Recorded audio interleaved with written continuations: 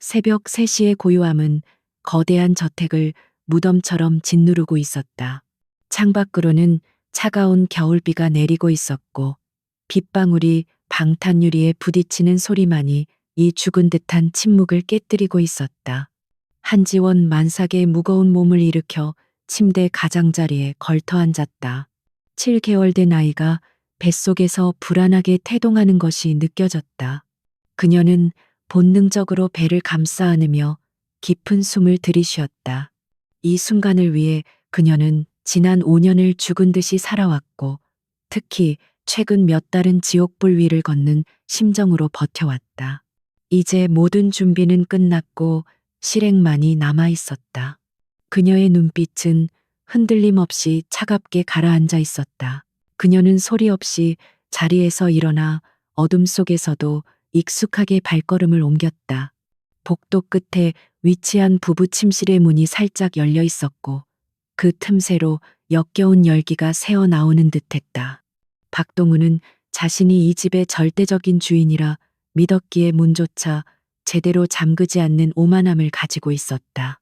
지원은 열린 문틈으로 침대 위 뒤엉켜 잠든 두 남녀의 형상을 바라보았다. 한때 사랑이라 믿었던 남자는 이제 그녀의 인생을 갉아먹는 기생충 같은 존재로 전락해 있었다. 그의 옆에서 가냘픈 숨소리를 내며 잠든 여자는 동훈이 최근 공을 들이던 신인 배우였다. 분노는 이미 오래전에 말라버렸고 지금 그녀의 가슴에 남은 것은 오로지 차가운 경멸뿐이었다. 지원은 발길을 돌려 동훈의 서재로 향했다. 이곳은 그의 은밀한 왕국이자 온갖 불법적인 거래의 증거들이 숨겨진 심장부였다. 육중한 마호가니 책상 뒤에 숨겨진 비밀 금고는 최신형 생체 인식 시스템으로 보호되고 있었다. 하지만 동훈은 아내가 한때 월가에서 이름을 날리던 천재적인 금융 보안 전문가였다는 사실을 까맣게 잊고 있었다. 그는 그녀를 그저 돈으로 사온 예쁘고 순종적인 장식품 정도로만 여겼다. 지원은 주머니에서 미리 준비해둔 실리콘 지문을 꺼냈다. 몇 주 전 그가 술에 취해 인사불성이 되었을 때 몰래 본을 떠둔 것이었다. 지문 인식기가 초록색으로 바뀌며 부드러운 기계음을 냈다. 금고문이 열리자 그 안에는 현금 다발과 함께 여러 개의 암호화된 보안 카드와 장부들이 들어 있었다. 지원은 망설임 없이 노트북을 열고 보안 카드에 적힌 복잡한 코드들을 입력하기 시작했다. 그녀의 손가락은 마치 피아니스트가 건반을 두드리듯 빠르고 정확하게 움직였다. 화면 가득 복잡한 숫자들이 나열되었고 그것들은 곧 동훈이 스위스와 케이먼 제도에 숨겨둔 수천억 원대의 비자금 계좌들로 연결되었다. 이것은 단순한 절도가 아니었다. 이것은 그녀가 잃어버린 인생에 대한 정당한 청구서였다. 계좌의 잔액이 하나둘씩 0으로 바뀌는 것을 확인하며 지원의 입가에 희미한 미소가 스쳐 지나갔다. 동훈은 자신의 돈이 얼마나 완벽하게 세탁되었다고 믿고 있었겠지만 지원에게 그 정도의 보안망을 뚫는 것은 어린아이의 장난감 금고를 여는 것보다 쉬운 일이었다. 그녀는 마지막 엔터키를 눌러 모든 자금을 추적이 불가능한 수십 개의 유령 계좌로 분산 이체했다. 전송 완료 메시지가 뜨는 순간 그녀는 노트북을 닫고 하드디스크를 완전히 파기했다. 이제 박동훈은 빈털터리가 된 것도 모른 채 단꿈에 빠져 있을 것이었다. 서재를 나온 지원은 미리 챙겨둔 작은 가방 하나만을 어깨에 맸다. 그 안에는 위조 여권과 약간의 현금, 그리고 갈아입을 옷 한 벌이 전부였다. 그녀는 이 집에 들어올 때 가져왔던 그 어떤 것도 가지고 나갈 생각이 없었다. 보석도 명품 가방도 모두 동훈의 더러운 돈으로 산족세에 불과했기 때문이었다. 현관으로 향하던 그녀는 잠시 멈춰서서 거실벽에 걸린 거대한 결혼사진을 올려다보았다. 사진 속에서 환하게 웃고 있는 자신은 너무나 어리고 어리석어 보였다. 그녀는 주저없이 사진 액자를 바닥으로 내동댕이 쳤다. 날카로운 파열음이 고요한 저택을 뒤흔들었지만 깊은 잠에 빠진 그들은 깨어나지 않을 것이었다. 차고로 내려간 지원은 동훈이 가장 아끼는 스포츠카 대신 눈에 잘 띄지 않는 구형 세단의 시동을 걸었다. 이 차는 가정부가 장을 볼 때나 쓰던 것으로 누구의 관심도 받지 않는 차량이었다. 그녀는 차고 문을 열기 전 메인 보안 시스템을 해킹하여 저택 내 모든 CCTV 기록을 삭제하고 카메라를 루프 상태로 돌려놓았다. 이제 그녀가 이 집을 떠나는 모습은 그 어디에도 기록되지 않을 것이었다. 그녀는 마치 처음부터 존재하지 않았던 유령처럼 이 집에서 사라질 준비를 마쳤다.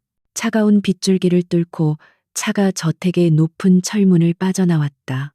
백미러 속으로 멀어지는 거대한 저택은 마치 괴물의 아가리처럼 어둠 속에 입을 벌리고 있었다. 지원은 핸들을 잡은 손에 힘을 주었다. 임신한 몸으로 도망자의 삶을 선택한 것이 과연 옳은 일인지에 대한 두려움이 순간적으로 밀려왔다. 하지만 이내 뱃속의 아이가 힘차게 발길질을 했다. 마치 엄마의 선택을 응원이라도 하듯이. 그래, 너를 위해서라도 나는 강해져야 해. 지원은 나지막이 중얼거리며 엑셀을 밟았다. 도시의 외곽으로 빠져나가는 도로는 텅 비어 있었다. 빗물에 젖은 아스팔트 위로 가로등 불빛이 길게 번져나갔다. 그녀는 목적지를 정해두지 않았다. 어차피 동훈이 그녀를 찾기 위해 혈안이 될 것은 분명했고 정해진 장소는 오히려 위험할 뿐이었다. 그녀는 끊임없이 움직여야 했다. 동훈의 손이 닿지 않는 곳, 그의 상식과 예측이 통하지 않는 곳으로 가야만 했다. 그녀는 룸미러를 통해 자신의 얼굴을 확인했다. 화장기 없는 창백한 얼굴이었지만 눈빛만은 그 어느 때보다 살아있었다. 1시간쯤 달렸을까. 그녀는 인적이 드문 국도변의 허름한 휴게소에 차를 세웠다. 긴장이 풀리면서 급격한 피로가 몰려왔다. 그녀는 따뜻한 음료라도 마시기 위해 차에서 내렸다. 차가운 새벽 공기가 폐부 깊숙이 들어오자 비로소 자신이 저택을 벗어났다는 실감이 났다. 자판기에서 뽑은 뜨거운 커피를 손에 쥐고 그녀는 밤하늘을 올려다보았다. 비구름에 가려 별 하나 보이지 않는 캄캄한 하늘이었지만 그녀에게는 그 어떤 찬란한 밤하늘보다 아름다워 보였다. 자유의 냄새는 비릿한 비 냄새와 섞여 묘한 해방감을 주었다. 그 시각 저택의 침실에서는 박동훈이 갈증을 느끼며 눈을 떴다. 옆자리의 온기를 확인한 그는 습관적으로 협탁 위에 스마트폰을 집어들었다. 새벽 4시가 조금 넘은 시간이었다. 그는 다시 잠을 청하려 했으나 왠지 모를 불길한 예감에 뒷목이 서늘해지는 것을 느꼈다. 너무 조용했다. 평소라면 예민한 아내가 화장실을 들락거리는 소리나 뒤척이는 소리가 들렸어야 했다. 그는 몸을 일으켜 앉았다. 술이 덜 깬 머리가 지끈거렸지만 본능적인 경고음이 머릿속에서 울리고 있었다. 그는 비틀거리는 걸음으로 방을 나와 아내가 머물던 손님방으로 향했다. 문을 열자 차가운 냉기만이 그를 반겼다. 침대는 흐트러짐 없이 깨끗했고 옷장문은 활짝 열려 있었다. 텅 빈 옷장을 보는 순간 그의 심장이 쿵하고 내려앉았다. 설마 하는 생각에 그는 미친 듯이 서재로 달려갔다. 서재 문이 열려 있는 것을 본 순간 그의 얼굴은 흑빛으로 변했다. 금고는 굳게 닫혀 있었지만 그는 알 수 있었다. 누군가가 아니 그녀가 이곳에 다녀갔다는 것을. 동훈은 떨리는 손으로 금고를 열었다. 텅 빈 내부를 확인한 그는 믿을 수 없다는 듯 헛웃음을 터뜨렸다. 현금은 물론이고 장부와 보안 카드까지 모든 것이 사라져 있었다. 그는 다급하게 주거래 은행의 프라이빗 뱅커에게 전화를 걸었지만 신호음만 길게 이어질 뿐이었다. 그제야 그는 자신이 완벽하게 당했다는 사실을 깨달았다. 얌전한 고양이인 줄 알았던 아내가 사실은 발톱을 숨긴 표범이었다는 것을 너무 늦게 알아차린 것이었다. 그의 입에서 짐승 같은 포효가 터져 나왔다. 휴게소에 앉아있던 지원의 휴대폰이 진동하기 시작했다. 그녀는 발신자를 확인하지 않고도 그것이 동훈임을 알 수 있었다. 그녀는 망설임 없이 휴대폰의 유심칩을 빼내어 반으로 꺾은 뒤 휴지통에 던져버렸다. 이제 그와의 마지막 연결고리마저 끊어졌다. 그녀는 다시 차에 올라타 시동을 걸었다. 어디로 갈지는 여전히 알 수 없었지만 적어도 어디로 돌아가지 않을지는 확실했다. 그녀의 새로운 인생은 이제 막 시작되고 있었다. 그리고 그 시작은 철저한 파괴로부터 비롯될 것이었다. 날이 밝아오면서 도시는 서서히 깨어나기 시작했다. 지원은 출근길 차량들 틈에 섞여 복잡한 서울 시내로 다시 진입했다. 가장 위험한 곳이 가장 안전할 수도 있다는 역발상이었다. 그녀는 미리 수배해둔 허름한 모텔 주차장에 차를 세우고 모자를 깊게 눌렀었다. 이곳에서 며칠간 숨을 고르며 다음 계획을 준비할 생각이었다. 그녀의 배가 다시 한번 뭉근하게 아파왔다. 긴장과 스트레스 때문일 것이다. 그녀는 배를 쓰다듬으며 아이에게 속삭였다. 조금만 더 버텨줘. 엄마가 반드시 너를 지킬게. 모텔 방은 좁고 눅눅했지만 지금의 그녀에게는 궁궐보다 안락한 피난처였다. 그녀는 침대에 누워 천장의 얼룩을 바라보며 앞으로 해야 할 일들을 머릿속으로 정리했다. 동우는 곧 자신의 인맥을 총동원해 그녀를 추적하기 시작할 것이다. 경찰에는 신고조차 못할 테니 분명 어둠의 세계에 발을 담그고 있는 자들을 풀 것이다. 그녀는 그들보다 한 발 앞서 움직여야 했다. 그녀에게는 아직 동훈이 모르는 히든카드가 몇 장 더 남아 있었다. 그녀는 가방 깊숙한 곳에서 구형 폴더폰 하나를 꺼냈다. 도청이 불가능한 대포폰이었다. 전원을 켜고 익숙한 번호를 눌렀다. 신호가 몇 번 가기도 전에 상대방이 전화를 받았다. 접니다. 계획대로 1단계는 성공했어요. 수화기 너머로 났고 굵은 남자의 목소리가 들려왔. 고생했어. 물건은 안전한가? 지원은 짧게 대답했다. 네. 그쪽도 준비를 시작해 주세요. 곧 사냥개들이 풀릴 겁니다. 전화를 끄는 그녀의 눈빛이 다시 한번 매섭게 빛났다. 이 싸움은 이제 막 시작되었을 뿐이었다. 박동우는 폭풍이 휩쓸고 간 듯 난장판이 된 서재 한가운데 멍하니 서 있었다. 찢어진 서류들이 바닥에 널려 있었고 고가의 위스키 병들이 벽에 부딪혀 산산조각이 난 채 독한 알코올 냄새를 풍기고 있었다. 그의 숨소리는 거칠었고 눈은 핏발이 서 있었다. 몇 시간 전까지만 해도 그는 자신이 세상의 정점에 서 있다고 믿었다. 돈, 권력, 여자, 모든 것을 손에 쥐고 있다고 착각했다. 하지만 단 하룻밤 사이에 그 모든 것이 신기루처럼 사라져버렸다. 그것도 가장 믿었던, 아니, 가장 무시했던 아내의 손에 의해서. 회장님, 진정하셔야 합니다. 비서실장 김 전무가 조심스럽게 말을 건넸지만 동우는 그를 향해 재떨이를 집어던졌다. 육중한 크리스털 재떨이가 김 전무의 어깨를 스치고 지나가 벽에 부딪혀 깨졌다. 진정? 내 놈 눈에는 내가 지금 진정할 수 있는 상황으로 보이나.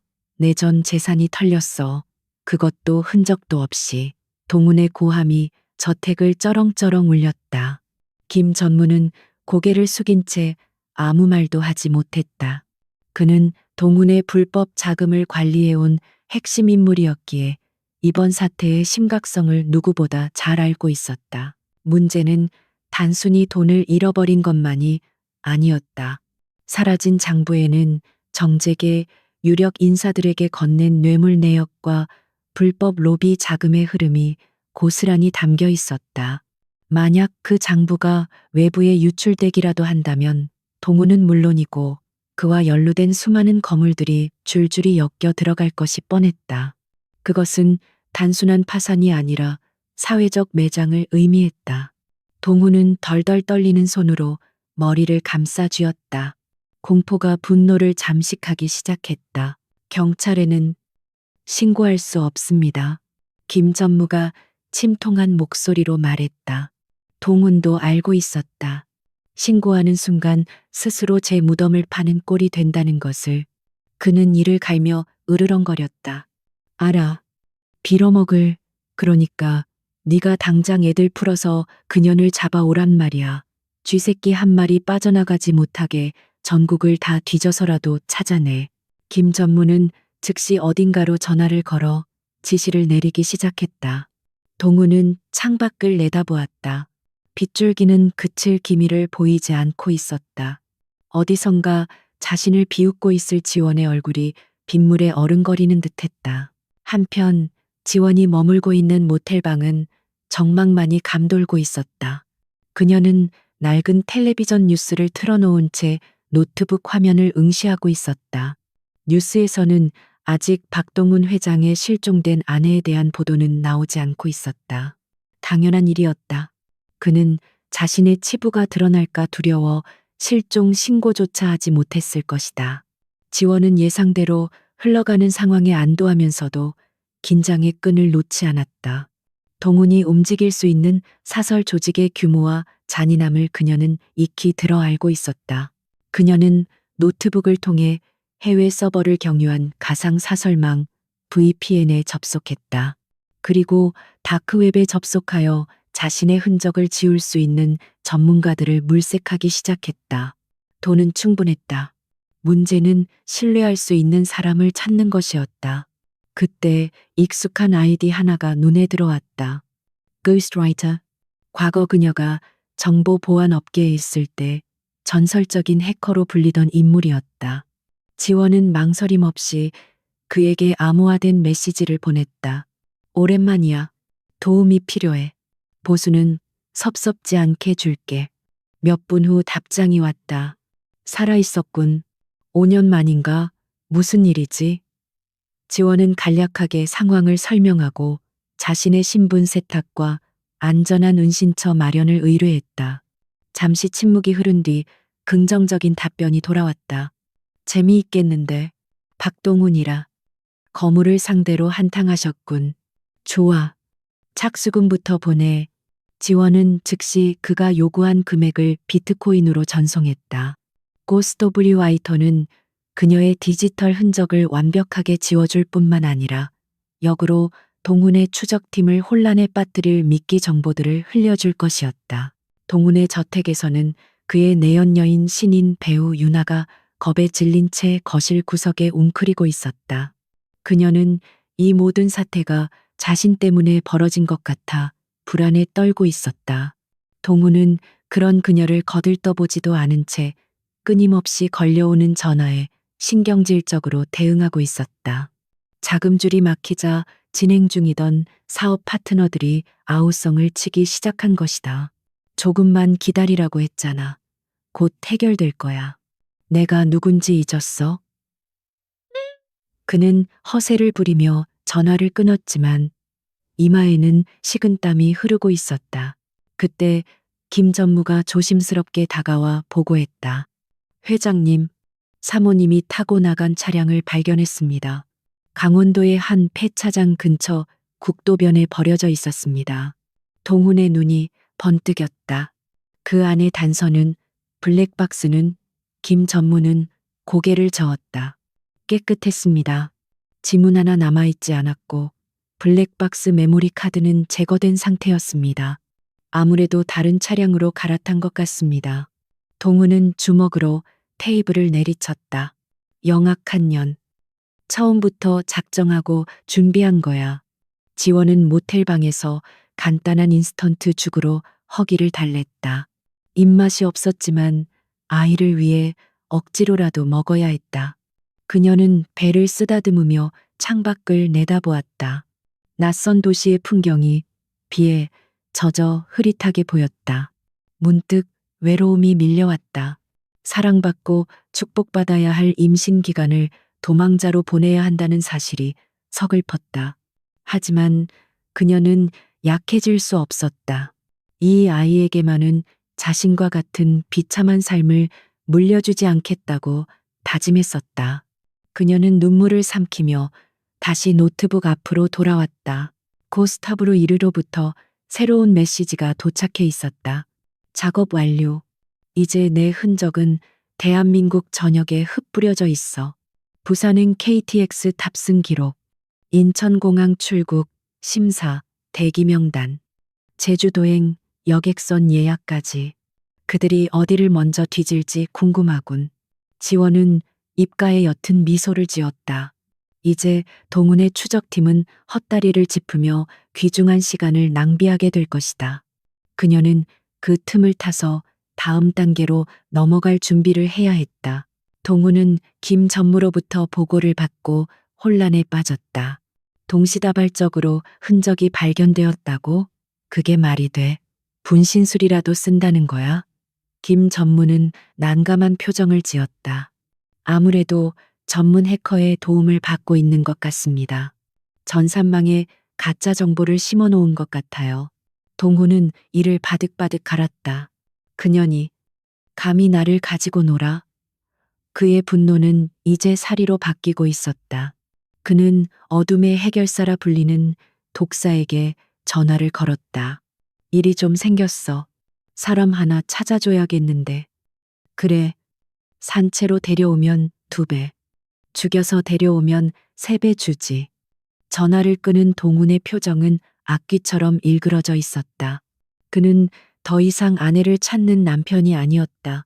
배신자를 처단하려는 조직의 보스나 다름없었다. 그는 옆에서 떨고 있는 유나에게 시선을 돌렸다. 너 당분간 입 다물고 처박혀 있어. 허튼 소리 하고 다니면 어떻게 되는지 알지? 유나는 하얗게 질린 얼굴로 고개를 끄덕였다. 동우는 그녀를 내버려 두고 다시 서재로 들어갔다. 아직 남아있는 자금으로 급한 불부터 꺼야 했다. 그는 금고 안쪽에 숨겨진 이중 바닥을 열었다. 다행히 그곳에 숨겨둔 비상금과 금괴들은 무사했다. 하지만 이것만으로는 턱없이 부족했다. 지원은 모텔을 나서 근처의 허름한 PC방으로 향했다.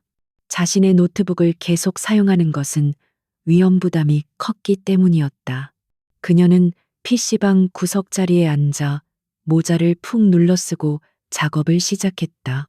이번에는 동훈의 자금줄을 완전히 말려버릴 차례였다.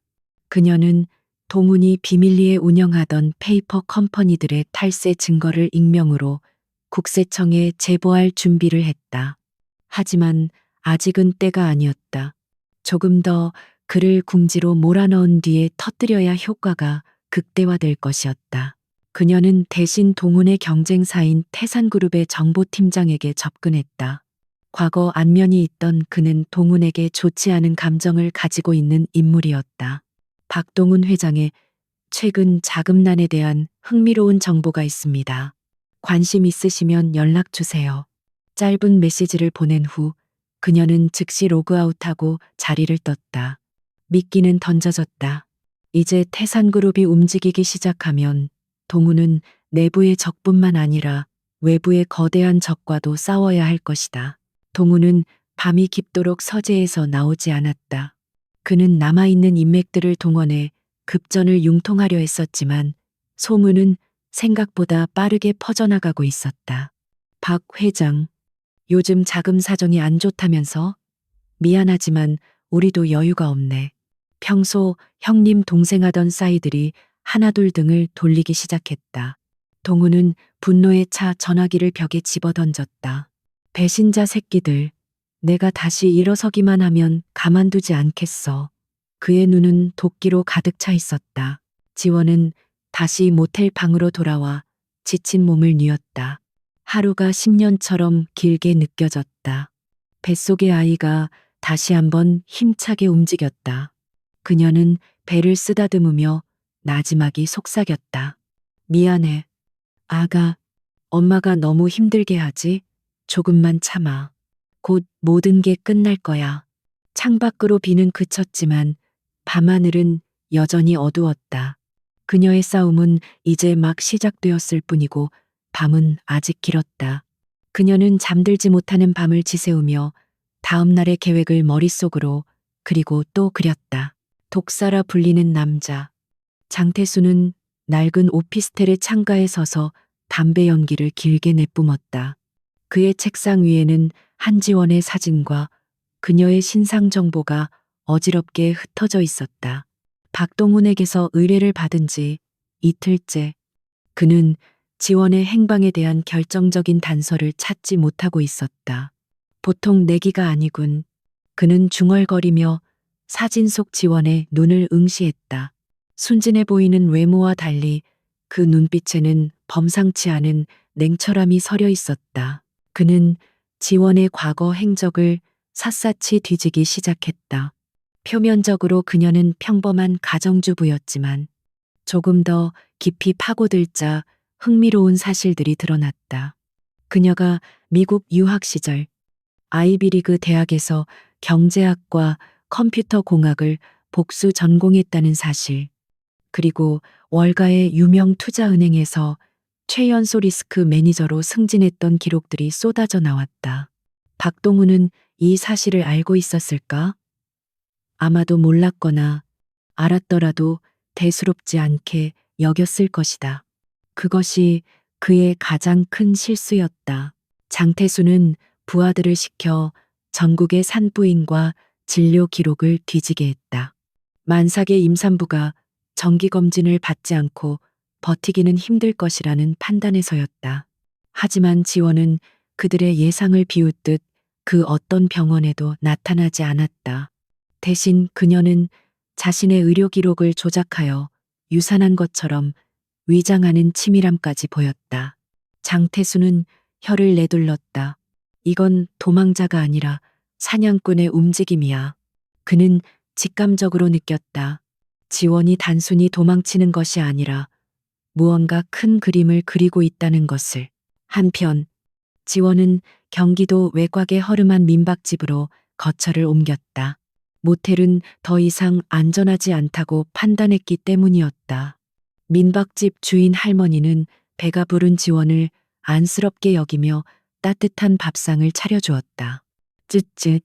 몸도 무거운 새댁이 어쩌다 이런 곳까지 흘러들어왔을꼬. 할머니의 따뜻한 관심이 오히려 부담스러웠지만 지원은 최대한 불쌍한 표정을 지으며 둘러댔다. 남편이 빚보증을 잘못 써서 잠시 피해 있는 거예요. 할머니는 혀를 차며 그녀를 더욱 측은하게 바라보았다. 방으로 돌아온 지원은 노트북을 열고 동훈의 회사 내부망에 접속을 시도했다. 고스터블류 라이틀가 심어둔 백도어 프로그램을 이용해 보안 시스템을 우회했다. 그녀의 목표는 동훈의 비자금 장부 원본 파일이었다. 종이 장부는 이미 손에 넣었지만 디지털 파일까지 확보해야 그를 완벽하게 무너뜨릴 수 있었다. 화면 가득 복잡한 코드들이 흘러갔고 마침내 그녀는 프로젝트 판도라라는 이름의 숨겨진 폴더를 발견했다. 폴더를 여는 순간 그녀는 경악을 금치 못했다. 그 안에는 상상을 초월하는 불법 거래 내역들이 담겨 있었다. 정관계 고위 인사들의 성접대 리스트, 경쟁사 임원들에 대한 불법 사찰 기록, 심지어 청부 폭력까지 사주한 정황들이 고스란히 기록되어 있었다. 이것은 단순한 비자금 장부가 아니었다. 대한민국 상류 사회의 추악한 민낯을 폭로할 수 있는 시한폭탄이나 다름없었다. 지원의 손끝이 가늘게 떨렸다. 그녀가 건드린 것이 생각보다 훨씬 더 거대하고 위험한 것이었음을 깨달았다. 그 시각 박동훈은 태산그룹의 공격적인 인수합병 시도에 정신을 차릴 수가 없었다. 자금난에 허덕이는 틈을 타 태산그룹이 동훈의 알짜배기 계열사들을 헐값에 사들이려 하고 있었다. 이 하이에나 같은 새끼들. 동훈은 분통을 터뜨렸다. 엎친 데 덮친 격으로 국세청에서 세무조사를 나올 거라는 소문까지 돌기 시작했다. 그는 점점 더 궁지로 몰리고 있었다. 이 모든 것이 지원의 계획이라는 의심이 강하게 들었지만 물증이 없었다. 독사, 아직도 소식이 없나? 동우는 다급하게 장태수를 재촉했다. 조금만 더 기다리십시오. 꼬리가 잡힐 듯 말 듯합니다. 장태수의 대답은 동훈의 불안감을 더욱 증폭시킬 뿐이었다. 돈은 얼마든지 줄 테니 제발 빨리 좀 찾아내. 그년이 내 숨통을 끊어놓기 전에 동훈은 거의 애원하듯 매달렸다. 그의 목소리에서 예전의 오만함은 찾아볼 수 없었다. 장태수는 전화를 끊고 지원이 남긴 미세한 디지털 흔적들을 역추적하기 시작했다. 그녀가 다크웹에 접속했던 기록, 태산그룹 정보팀장에게 보낸 메시지의 발신지 등을 정밀 분석했다. 그 결과 모든 신호가 서울의 한 PC방을 가리키고 있음을 발견했다. 역시 등잔 밑이 어둡다더니 그는 즉시 부하들을 이끌고 해당 PC방으로 출동했다. PC방은 10대 청소년들로 북적이고 있었다.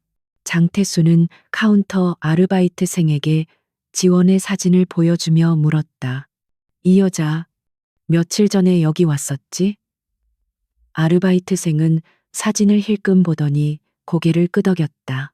네, 기억나요? 임산부라 눈에 띄었거든요. 모자 푹 눌러쓰고 구석자리에서 한참 동안 뭐 하다가 갔어요. 장태수는 회심의 미소를 지었다. 드디어 꼬리를 잡았다.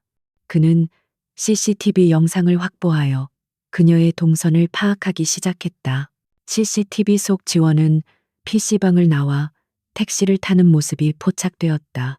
장태수는 택시 회사를 수소문하여 해당 택시 기사를 찾아냈다. 그 손님, 어디서 내렸습니까? 기사는 잠시 기억을 더듬더니 대답했다. 아, 그 임산부 손님이요? 서울역 근처에서 내렸어요. 기차 탄다고 했던 것 같은데. 서울역, 장태수의 머릿속에 수만 가지 가능성이 스쳐 지나갔다. 그녀가 정말 기차를 타고 지방으로 내려갔을까? 아니면 또 다른 교란 작전일까? 그는 직감을 믿기로 했다. 서울역 주변 모텔과 여인숙을 모조리 뒤져 멀리 가지 않았을 거야. 그의 예상은 반은 맞고 반은 틀렸다. 지원은 서울역 근처에서 내리긴 했지만 기차를 타지 않고 다시 버스를 갈아타고 경기도로 빠져나갔던 것이다.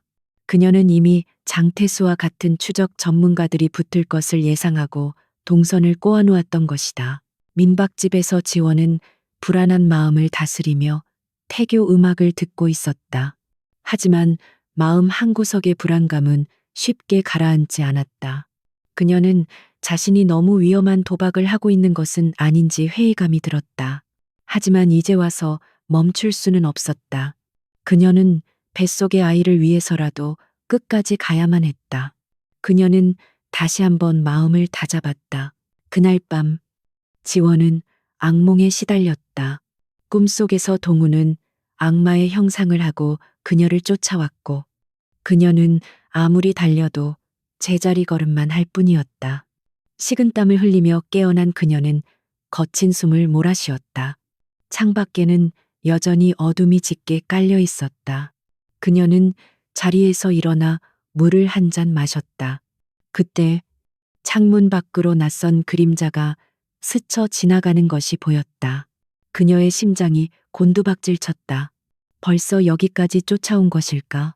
그녀는 숨을 죽이고 창문 틈으로 밖을 내다보았다. 다행히 그것은 길고양이였다. 안도의 한숨을 내쉬었지만 불안감은 여전히 가시지 않았다. 이곳도 더 이상 안전하지 않다는 신호일지도 몰랐다. 그녀는 날이 밝는 대로 다시 거처를 옮겨야겠다고 결심했다. 이번에는 더 깊은 시골.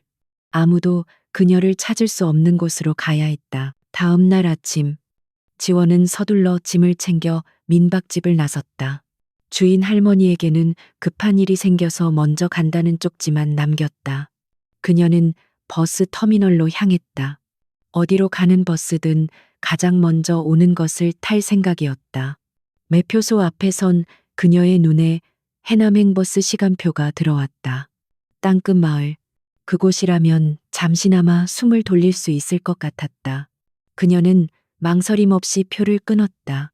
버스가 출발하고 서울을 벗어나자 차창 밖 풍경이 점차 한적해졌다. 지원은 의자에 깊숙이 몸을 기대고 눈을 감았다. 피로가 몰려왔지만 잠들 수는 없었다.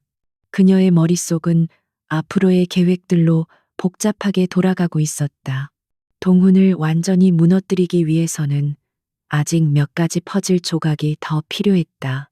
그리고 그 조각들을 맞추기 위해서는 위험을 감수하고 다시 서울로 올라와야 할지도 몰랐다. 한편 장태수는 서울역 근처를 이잡듯이 뒤졌지만 허탕만 치고 있었다. 그는 자신의 직감이 틀렸다는 사실에 자존심이 상했다. 이 여우 같은 년. 그는 이를 갈며 다시 원점으로 돌아가 수사를 재검토했다. 그때 부하 직원 하나가 새로운 정보를 가져왔다. 형님, 그 여자가 탔던 택시의 블랙박스 영상을 복원했습니다. 통화 내용이 녹음되어 있었는데 땅끝이라는 단어가 들렸습니다. 장태수의 눈이 번쩍였다. 해남? 그래. 거기로 숨어들었을 수도 있겠군. 그는 즉시 팀을 꾸려 해남으로 출발했다. 지원이 탄 버스가 해남 터미널에 도착했을 때는 이미 해가 저물어 어둑어둑해진 뒤였다. 낯선 바다 냄새가 코끝을 스쳤다. 그녀는 터미널 근처의 작은 식당에 들어가 허기를 채웠다. 텔레비전 뉴스에서는 박동훈 회장의 그룹이 자금난으로 위기에 처했다는 보도가 흘러나오고 있었다. 지원은 무심한 표정으로 국밥을 떠먹으며 뉴스를 지켜보았다.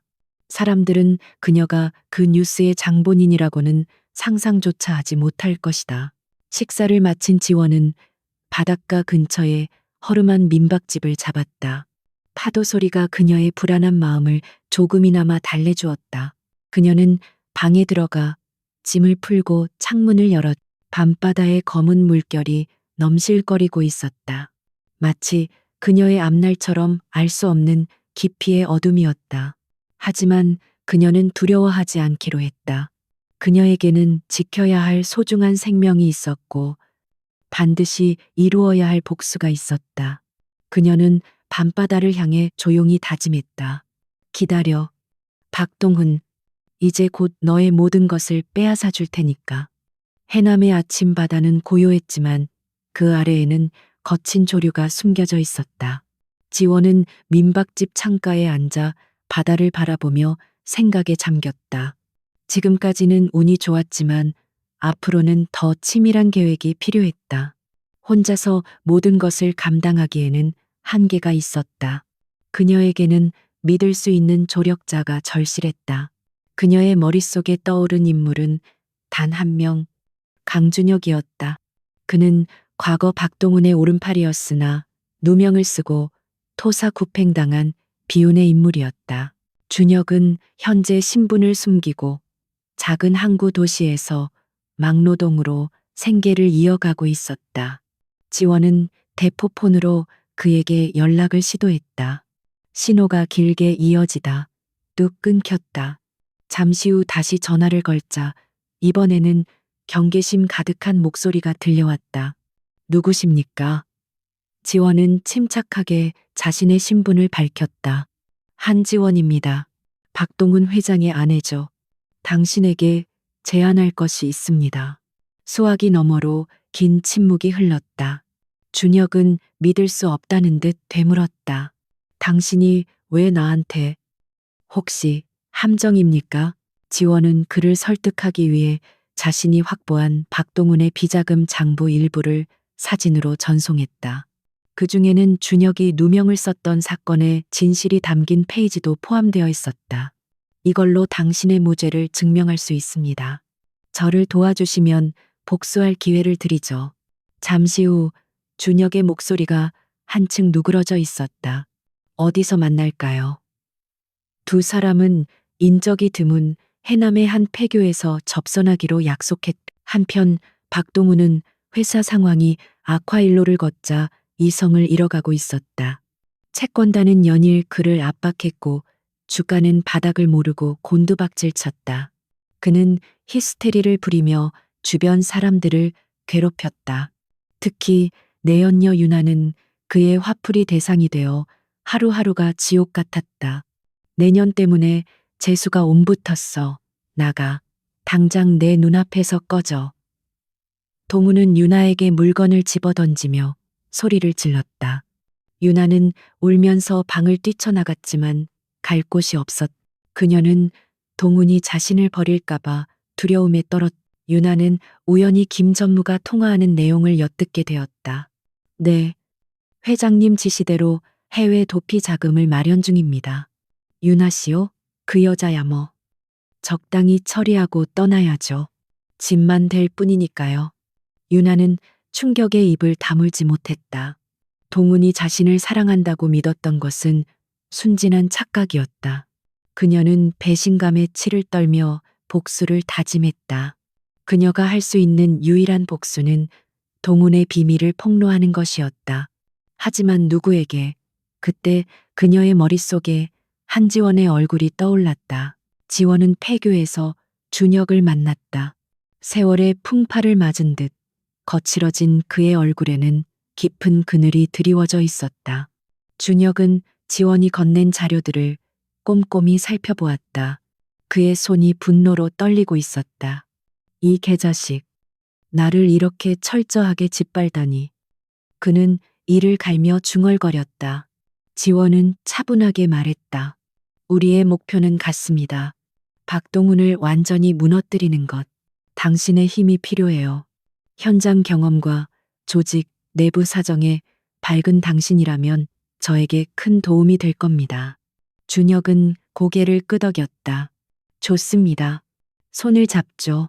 이 지옥 같은 삶을 끝낼 수만 있다면 악마와도 거래하겠습니다. 준혁의 합류로 지원의 계획은 탄력을 받기 시작했다. 준혁은 과거의 인맥을 동원해 동훈을 도울 만한 세력들을 미리 차단하고 그들이 동훈을 불신하도록 역정보를 흘렸다. 또한 동훈이 은밀하게 추진하던 해외 도피 계획의 세부 사항을 파악하는 데 주력했다. 놈이 밀항선을 알아보고 있습니다. 다음 주쯤 움직일 것 같아요.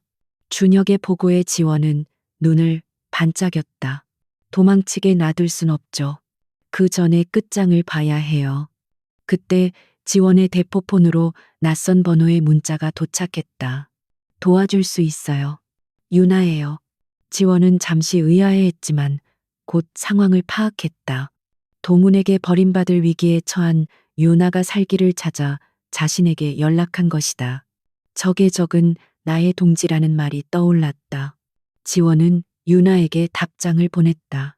무엇을 도와줄 수 있죠? 유나는 동훈의 금고 비밀번호가 최근 변경되었다는 사실과 그가 항상 몸에 지니고 다니는 USB의 존재를 알려왔다. 그 USB에는 비자금 장부 원본 파일의 복사본과 함께 더욱 치명적인 증거들이 들어있다고 했다. 지원은 유나를 이용해 동훈의 마지막 숨통을 끊을 계획을 세웠다. 유나 씨, 당신이 그 USB를 빼낼 수 있겠어요? 성공하면 충분한 보상을 약속하죠. 유나는 망설였지만 다른 선택지가 없었다. 해볼게요. 하지만 저를 안전하게 보호해 주셔야 해요. 지원은 약속했다. 이제 지원은 내부 조력자까지 얻게 되었다. 박동훈은 자신의 성 안에서 서서히 고립되어 가고 있었다. 장태수는 해남 일대를 샅샅이 뒤졌지만 지원의 흔적을 찾을 수 없었다. 그녀는 이미 준혁의 도움으로 안전한 은신처로 이동한 뒤였다. 제 길, 또 한 발 늦었군. 장태수는 허탕을 치고 돌아오는 길에 심한 모멸감을 느꼈다. 그는 이대로 물러설 수 없었다. 그는 지원의 주변 인물들을 다시 탐색하기 시작했다. 그러다 강준혁이라는 인물이 최근 그녀와 접촉했을 가능성을 포착했다. 강준혁, 죽은 줄 알았던 망령이 되살아났나? 장태수의 눈빛이 날카로워졌다. 동훈은 밀항 준비를 서둘렀다. 그는 모든 것을 버리고 해외로 도피해 재기를 노릴 생각이었다. 하지만 그의 계획은 이미 지원과 준혁의 손바닥 위에 있었다.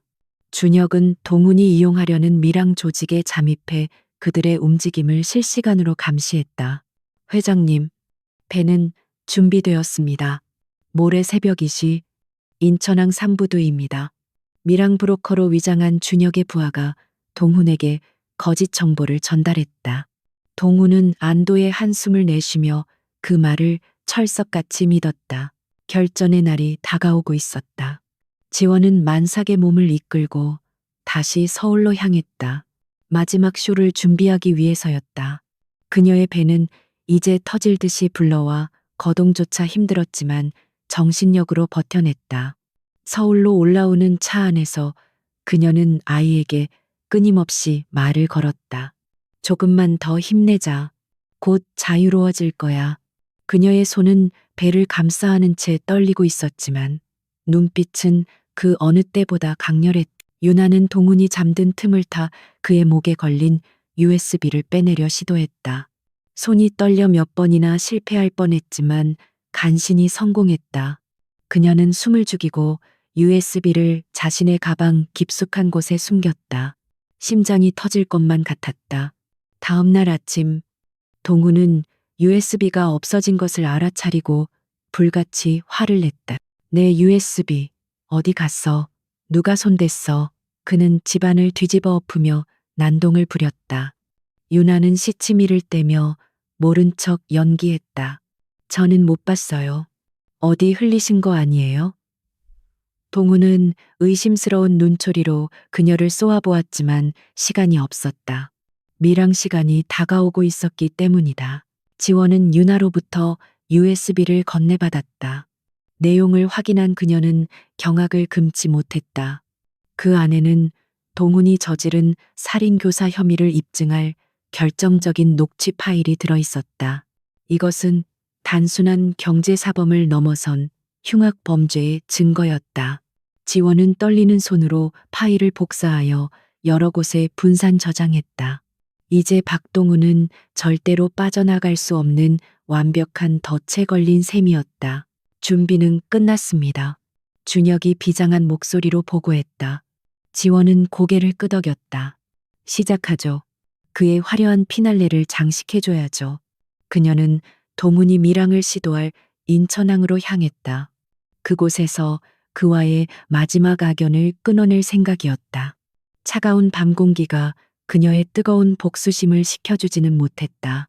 멀리 인천항의 불빛이 보이기 시작했다. 그곳은 곧 거대한 파국을 맞이할 무대가 될 것이었다. 박동훈 회장의 제국이 붕괴되기 시작하자 가장 먼저 냄새를 맡고 몰려든 것은 하이에나 같은 사채업자들이었다. 동훈은 급한 불을 끄기 위해 명동의 큰손이라 불리는 백상어에게 막대한 자금을 빌려 쓴 상태였다. 담보는 그의 회사 주식과 개인 명의의 부동산들이었지만 이미 가치가 폭락하여 휴지 조각이나 다름없었다. 백상어는 자신의 돈을 떼일 위기에 처하자 즉시 행동대원들을 풀어 동훈을 압박하기 시작했다. 박 회장님, 약속한 날짜가 지났는데요.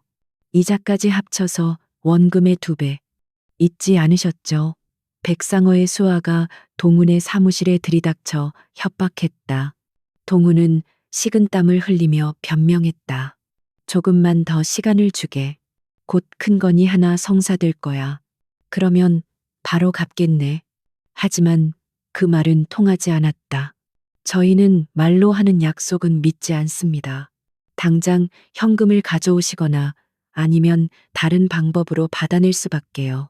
그들은 동훈의 책상 위에 신체 포기 각서를 올려놓았다.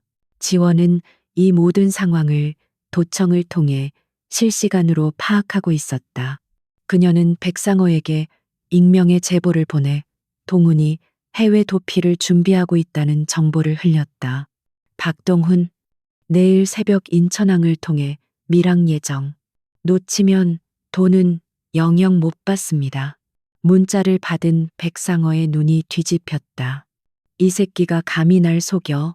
당장 애들 집합시켜. 인천으로 간다. 동훈은 사면초가에 몰렸다. 경찰의 수사망은 좁혀오고 사채업자들은 목숨을 위협하고 있었다. 믿었던 아내는 자신의 모든 것을 들고 사라졌고 유일한 탈출구인 미랑조차 불안하기만 했다. 그는 극심한 스트레스로 환청과 환각에 시달리기 시작했다. 아무도 없는 방에서 누군가가 자신을 비웃는 소리가 들리고 그림자들이 괴물처럼 변해 그를 덮치는 악몽을 꾸었다. 그는 술과 약물에 의존하며 하루하루를 간신히 버텨냈다. 김전무, 미랑 준비는 확실한가? 혹시라도 잘못되면 우린 끝장이야. 동우는 떨리는 목소리로 확인했다. 김 전무는 확신에 찬 어조로 대답했다. 걱정 마십시오. 회장님, 제가 직접 확인했습니다. 선장은 베테랑이고 배도 튼튼합니다. 해경의 감시망을 피하는 비밀 루트도 확보해 두었습니다. 하지만 김 전무조차 준혁에게 매수당했다는 사실을 그는 꿈에도 모르고 있었다. 준혁은 김 전무에게 거액의 보상을 약속하며 이중간첩 역할을 제안했다.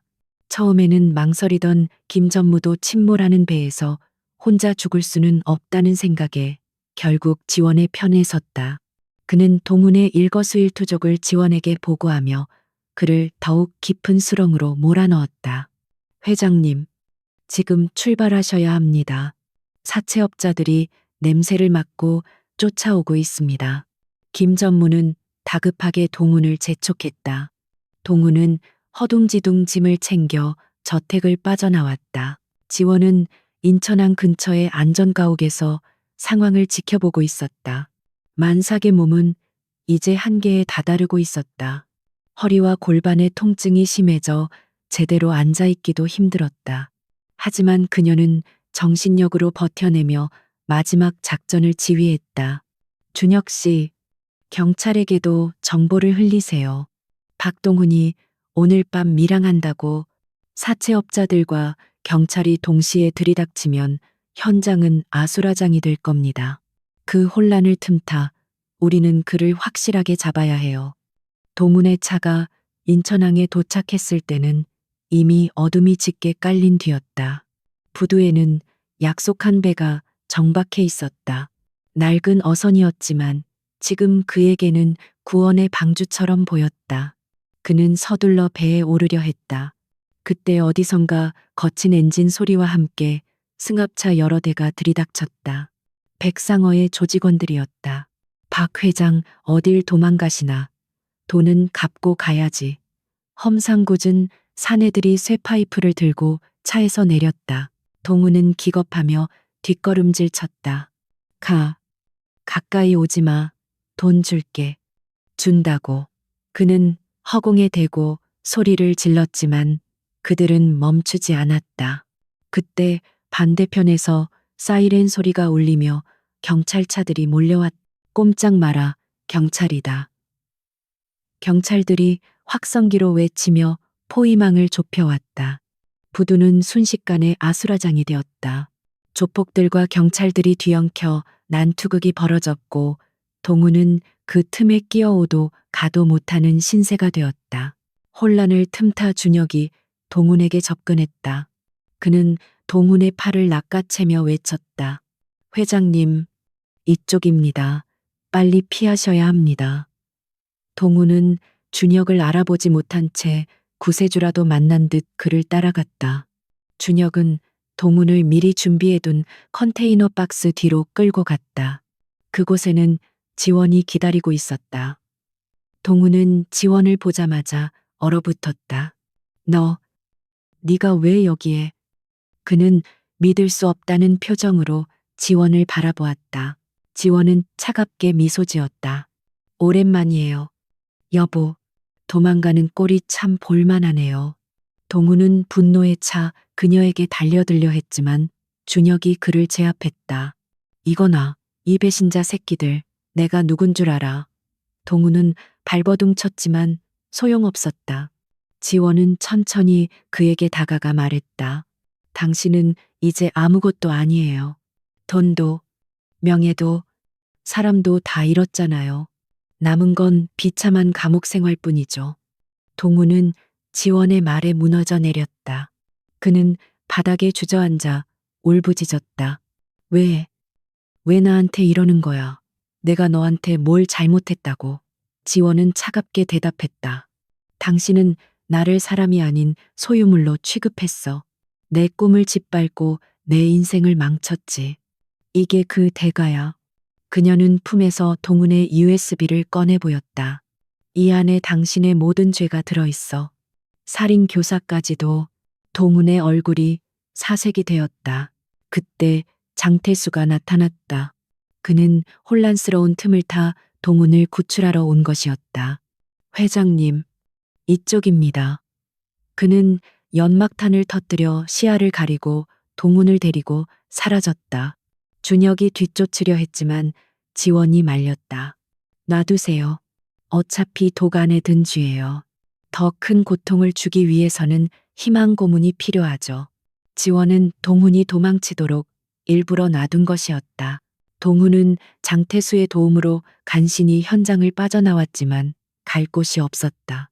그는 지명 수배자가 되어 전국에 얼굴이 팔렸고 가진 돈도 거의 바닥났다. 장태수는 그를 외딴 섬의 폐가로 데려갔다. 당분간 여기서 숨어 지내셔야 합니다. 제가 식량과 생필품을 조달해 오겠습니다. 동훈은 곰팡내 나는 방에 앉아 망연자실했다. 화려했던 과거는 온데간데 없고 남은 것은 초라한 현실뿐이었다. 지원은 경찰에 동훈의 범죄 증거들을 일부만 넘겼다. 그를 서서히 말려 죽이기 위해서였다. 언론은 연일 박동훈 회장의 범죄 행각을 대서특필했다. 국민들은 분노했고 그를 당장 체포하라고 시위했다. 동훈은 텔레비전을 통해 자신의 몰락을 지켜보며 피눈물을 흘렸다. 그는 복수를 다짐했지만 현실적으로 할 수 있는 것은 아무것도 없었다. 섬에 고립된 동훈은 점점 미쳐가고 있었다. 그는 밤마다 악몽에 시달렸고 헛것을 보며 소리를 질렀다. 장태수조차 그의 광기에 질려 점점 발길을 뜸하게 했다. 이러다 내가 먼저 죽겠어. 동훈은 벽에 머리를 찌으며 자해했다. 그는 지원에 대한 증오심 하나로 버티고 있었다. 언젠가 반드시 그녀를 찾아내 똑같은 고통을 주리라 다짐하며 이를 갈았다. 지원은 이제 마지막 단계를 준비하고 있었다. 동훈을 완전히 파멸시키기 위한 최후의 일격. 그녀는 준혁과 함께 섬으로 향하는 배를 준비했다. 이제 직접 그를 만나 끝장을 낼 시간이었다. 그녀의 배는 곧 터질 듯 불렀지만 그녀의 발걸음은 그 어느 때보다 가벼웠다. 길고 긴 싸움의 끝이 보이고 있었다. 지원은 만삭의 몸으로 흔들리는 어선의 몸을 실었다. 거친 파도가 배전을 때릴 때마다 속이 뒤집힐 것 같았지만 입술을 깨물며 참아냈다. 준혁은 걱정스러운 눈빛으로 그녀를 바라보았다. 괜찮으시겠습니까? 출산 예정일이 얼마 남지 않았는데. 지원은 창백한 얼굴로 고개를 끄덕였다. 이 일을 끝내기 전까지는 마음 편히 아이를 낳을 수 없어요. 제 손으로 매듭을 지어야죠. 그들이 향하는 곳은 지도에도 제대로 나오지 않는 서해의 작은 무인도였다. 동훈이 숨어 있는 곳이었다. 장태수조차 포기하고 떠난 그곳에서 동훈은 짐승처럼 살고 있었다. 지원은 그에게 마지막 자비를 베풀 생각이 없었다. 그녀는 동훈이 가장 비참한 모습일 때 그와 마주하고 싶었다. 섬에 도착하자 음산한 기운이 그들을 감쌌다. 잡초가 무성하게 자란 폐가는 금방이라도 무너질 듯 위태로워 보였다. 지원은 준혁의 부축을 받으며 조심스럽게 폐가로 다가갔다. 인기척을 느낀 것인지 안에서 거친 숨소리와 함께 무언가 부서지는 소리가 들렸다. 누구야? 당장 꺼져. 동훈의 목소리는 갈라지고 쉬어 있었다. 준혁이 먼저 문을 열고 들어갔다. 어둠 속에서 악취가 풍겨왔다. 동훈은 구석에 웅크린 채 떨고 있었다. 덥수룩한 수염과 퀭한 눈, 더러운 옷차림은 한때 재계를 호령하던 회장의 모습이라고는 상상할 수 없을 정도로 처참했다. 준혁은 랜턴을 비추며 말했다. 오랜만입니다. 회장님, 꼬리말이 아니시군요. 동우는 불빛에 눈을 찌푸리며 준혁을 알아보았다. 너, 강준혁, 내 놈이 여긴 어떻게? 그는 뒷걸음질 치며 벽에 등을 기댔다. 그때 준혁의 뒤에서 지원이 모습을 드러냈다. 동훈의 눈이 휘둥그레졌다. 지원아, 여보. 그는 믿을 수 없다는 듯 중얼거렸다. 지원은 차가운 눈빛으로 그를 내려다보았다. 여보라뇨? 이제 와서 그런 호칭은 역겹네요. 동훈은 비틀거리며 일어나 그녀에게 다가가려 했다. 내가 잘못했어. 제발 나 좀 살려줘.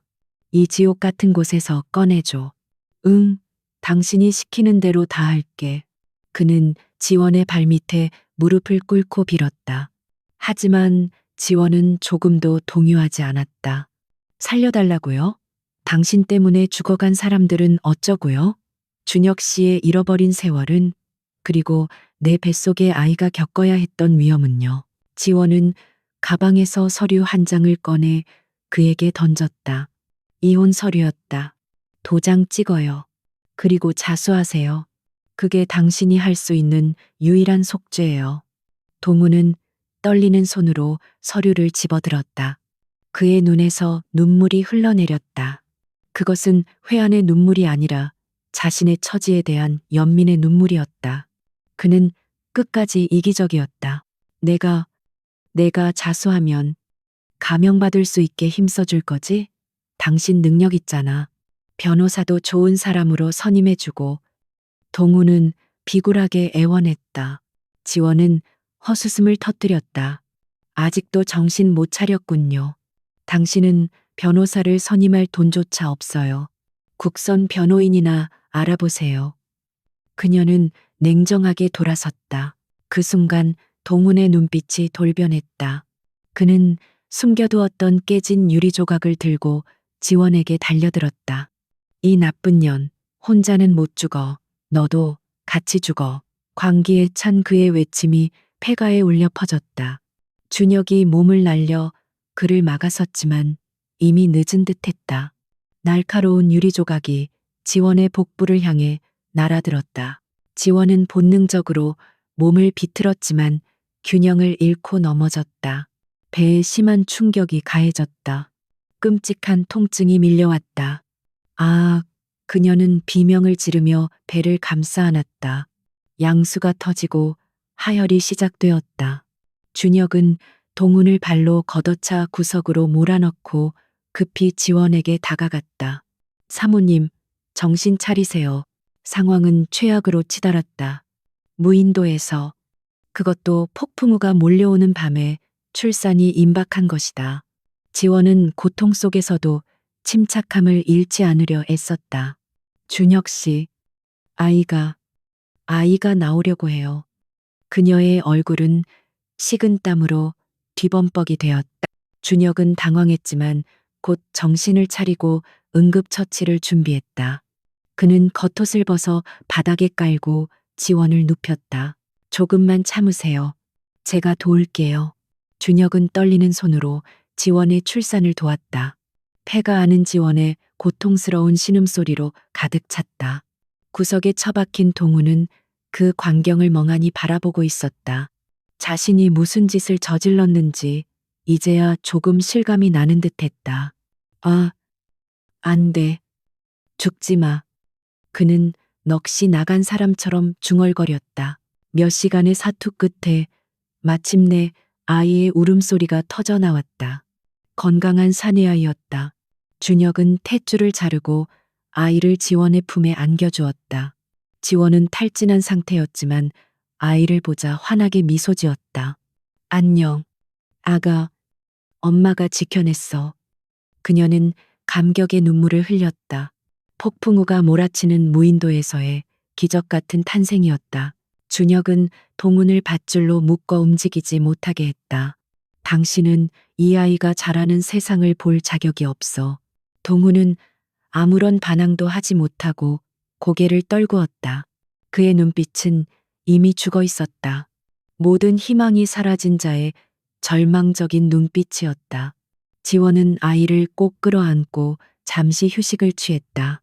날이 밝으면 구조 요청을 보낼 것이다. 다음 날 아침, 거짓말처럼 하늘이 맑게 개었다. 준혁은 미리 준비해둔 위성 전화로 해경에 구조 요청을 보냈다. 얼마 후 해경 헬기가 도착했다. 지원과 아이는 헬기에 올라탔고 동우는 수갑을 찬 채 해경 경비정으로 이송되었다. 그는 헬기를 타고 멀어지는 지원을 멍하니 올려다보았다. 그것이 그가 본 그녀의 마지막 모습이었다. 지원은 병원으로 이송되어 안정을 취했다. 아이는 다행히 건강했다. 그녀는 아이의 이름을 희망이라는 뜻의 바람이라고 지었다. 모든 고난과 역경을 이겨내고 세상에 나온 아이에게 가장 어울리는 이름이었다. 그녀는 병실 창밖을 내다보며 깊은 숨을 내쉬었다. 이제 정말 끝났다는 안도감이 밀려왔다. 동훈의 체포 소식은 뉴스를 통해 대대적으로 보도되었다. 그는 살인교사, 횡령, 배임, 탈세 등 수많은 혐의로 기소되었다. 재판 과정에서 그의 모든 죄상이 낱낱이 드러났고 국민들의 공분을 샀다. 그는 결국 무기징역을 선고받고 감옥에 수감되었다. 그의 화려했던 인생은 차가운 독방에서 비참하게 막을 내렸다. 지원은 동훈의 숨겨진 재산 일부를 합법적으로 환수받았다. 그녀는 그 돈으로 피해자들을 위한 재단을 설립하고 남은 인생을 봉사하며 살기로 결심했다. 준혁은 재단의 이사로 취임하여 그녀를 도왔다. 두 사람은 서로의 상처를 보듬어주며 새로운 인연을 만들어갔다. 몇 년 후, 지원은 바닷가 작은 마을에 카페를 열었다. 바다가 뛰어노는 모습을 보며 그녀는 행복한 미소를 지었다.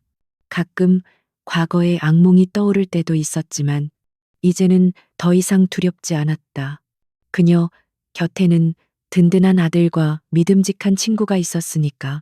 그녀는 커피잔을 들고 푸른 바다를 바라보았다. 잔잔한 파도가 그녀의 지난날의 아픔을 모두 씻어주는 듯했다. 어느 날 카페의 낯익은 손님이 찾아왔다. 유나였다. 그녀는 화려한 배우의 모습은 아니었지만 훨씬 편안하고 자연스러워 보였다. 언니, 잘 지냈어요? 유나가 수줍게 인사를 건넸다. 지원은 반갑게 그녀를 맞이했다. 어서 와. 많이 보고 싶었어. 두 사람은 마주 앉아 지난 이야기를 나누었다. 유나는 동훈과의 일 이후 연예계를 은퇴하고 작은 꽃집을 운영하며 평범하게 살고 있다고 했다. 그때 언니가 도와주지 않았으면 전 아마 망가졌을 거예요. 정말 고마워요. 유나가 진심을 담아 말했다. 지원은 따뜻하게 웃으며 그녀의 손을 잡았다. 우린 서로를 구한 거야. 이제 행복하게 살 일만 남았어. 두 여자는 서로를 바라보며 미소 지었다. 악연으로 시작된 인연이 서로의 상처를 치유하는 약이 된 것이다. 바람이가 카페 문을 열고 들어왔다. 엄마, 학교 다녀왔습니다. 아이의 밝은 목소리가 카페 안을 가득 채웠다. 지원은 아이를 꼭 안아주었다. 그녀의 품에서 따뜻한 햇살 냄새가 났다. 이것이 바로 그녀가 그토록 지키고 싶었던 평범한 행복이었다. 그녀는 이제 더 이상 도망치지 않을 것이다. 당당하게 자신의 삶을 살아갈 것이다. 사랑하는 사람들과 함께. 허억. 지원은 단말마 같은 비명을 지르며 눈을 떴다. 심장이 터질 듯이 요동치고 있었고 온몸은 식은땀으로 흠뻑 젖어 있었다. 품에 안겨있던 아이의 따뜻한 체온도, 수갑을 차고 끌려가던 동훈의 절망적인 눈빛도, 평화로웠던 바닷가 마을의 풍경도 순식간에 잿빛 연기처럼 흩어져 버렸다. 귓가를 때리는 것은 거친 파도 소리와 낡은 어선의 둔탁한 엔진 소리뿐이었다. 모든 것이 꿈이었. 너무나 간절히 원했기에 현실처럼 느껴졌. 지독히도 생생한 환상이었다. 준혁이 놀란 표정으로 다가와 그녀의 어깨를 잡았다. 무슨 일입니까? 악몽이라도 꾸셨습니까? 지원은 떨리는 손으로 부른 배를 감싸 안았다. 딱딱하게 뭉쳐있던 배가 서서히 풀리는 것이 느껴졌다. 현실의 그녀는 아직 차가운 바다 위였고 전쟁은 끝나지 않았다. 아직 도착하지 않은 건가요? 그녀의 목소리는 갈라져 나왔다. 준혁은 수평선 너머 어렴풋이 보이는 검은 점을 가리켰다. 거의 다 왔습니다. 30분 정도면 섬에 닿을 겁니다. 지원은 깊은 숨을 들이쉬며 흐트러진 정신을 다잡았다. 꿈속의 결말은 달콤했지만 현실은 훨씬 더 냉혹하고 잔인할 것임을 직감했다. 그때 준혁의 품속에 있던 위성전화가 요란하게 울리기 시작했다. 이 번호를 아는 사람은 극소수였다. 불길한 예감이 그녀의 등골을 스치고 지나갔다. 준혁이 긴장된 표정으로 전화를 받았다. 나다. 누구? 장태수. 준혁의 미간이 험악하게 구겨졌다. 전화기 너머로 들려오는 목소리는 독사 장태수였다. 그는 특유의 비열한 웃음소리를 흘리며 말했다. 오랜만이야. 강준혁, 네가 박 회장 뒤통수를 칠 줄은 몰랐는데 역시 사람은 것만 봐선 모른다니까. 준혁은 지원에게 시선을 주며 스피커폰으로 전환했다. 원하는 게 뭐야? 박동우는 이미 빈털털이야. 네가 붙어 있을 이유가 없을 텐데. 장태수의 목소리가 낮게 깔렸다. 그래? 박 회장은 이제 썩은 동아줄이지. 그래서 나도 새로운 살기를 찾는 중이야. 내 손에 아주 재미있는 인질이 하나 있거든. 잠시 후 수화기 너머로 겁에 질린 여자의 비명소리가 들려왔다. 살려주세요. 언니. 지원 언니, 저 좀 살려주세요. 유나였다. 지원의 눈동자가 흔들렸다. 동훈에게 버림받고 자신을 도왔던 유나가 장태수의 소나기에 잡힌 것이었다. 들었지? 이 예쁜 아가씨가 의리 있게 입을 다물고 있더군. 하지만 손가락을 하나씩 부러뜨리면 언제까지 버틸 수 있을까? 장태수의 협박에 지원이 차갑게 응수했다. 그녀는 이 일과 아무 상관없어. 당신 목표는 나잖아. 장태수가 킬킬거렸다. 물론이지. 거래를 하자고. 네가 가진 그 USB 원본. 그걸 가지고 내가 있는 곳으로 와. 혼자서. 그럼 이 아가씨는 살려주지. 지원은 딜레마에 빠졌다. 눈앞에 동훈이 있는 섬이 코앞인데 뱃머리를 돌려야 할 상황이 온 것이다. 유나를 버리면 동훈을 확실하게 끝장낼 수 있었다. 하지만 자신을 믿고 도와준 사람을 희생시키면서 얻는 승리가 과연 무슨 의미가 있을까? 그것은 동훈과 다를 바 없는 짓이었다. 지원의 도덕적 나침반이 격렬하게 요동쳤다. 장소는? 지원이 짧게 물었다. 인천항 제사부두 폐창고. 3시간 주지. 그 안에 안 오면 이 아가씨 얼굴은 영영 못 보게 될 거야. 전화가 끊겼다. 준혁은 결사반대했다. 함정입니다. 지금 가면 놈들의 그물에 제 발로 걸어 들어가는 꼴입니다. 유나 씨는 안 됐지만 대의를 생각해야 합니다. 그의 말도 틀린 것은 아니었다. 지금은 냉정한 판단이 필요한 시점이었다. 하지만 지원은 고개를 저었다. 아니요. 돌려요. 인천으로 갑니다. 그녀의 눈빛은 단호했다. 저는 박동훈과 달라요. 사람을 도구로 쓰다 버리지 않아요. 유나 씨가 잘못되면 저는 평생 죄책감 속에서 살게 될 거예요. 그리고 그녀는 잠시 말을 멈추었다가 덧붙였다. 장태수도 이참에 정리해야죠. 그를 살려두면 언제든 다시 우리를 위협할 독사가 될 테니까요. 뱃머리가 인천항을 향해 180도 회전했다. 거친 파도가 배를 더욱 심하게 흔들어댔다. 지원은 선실에 앉아 노트북을 열었다. 그녀는 순순히 당해줄 생각이 없었다. 장태수가 원하는 것이 USB라면 그것을 미끼로 그를 역으로 낚아야 했다. 그녀는 USB 내부의 정교한 트로이 목마 바이러스를 심기 시작했다. 파일이 열리는 순간 상대방의 모든 전자기기 위치, 정보와 데이터를 파괴하는 강력한 프로그램이었다. 인천항에 도착했을 때는 이미 칠흑 같은 어둠이 내려앉아 있었다. 폐창고 주변은 죽은 듯이 고요했고 음산한 안개만이 자욱하게 깔려 있었다. 지원은 만삭의 몸을 이끌고 차에서 내렸다. 준혁은 만약을 대비해 저격 포인트에 자리를 잡았다. 위험하면 바로 신호를 보내십시오. 다 쓸어버릴 테니까. 지원은 고개를 끄덕이고 창고 안으로 걸어 들어갔다. 창고 안중앙에는 유나가 의자에 묶인 채 재갈이 물려 있었다.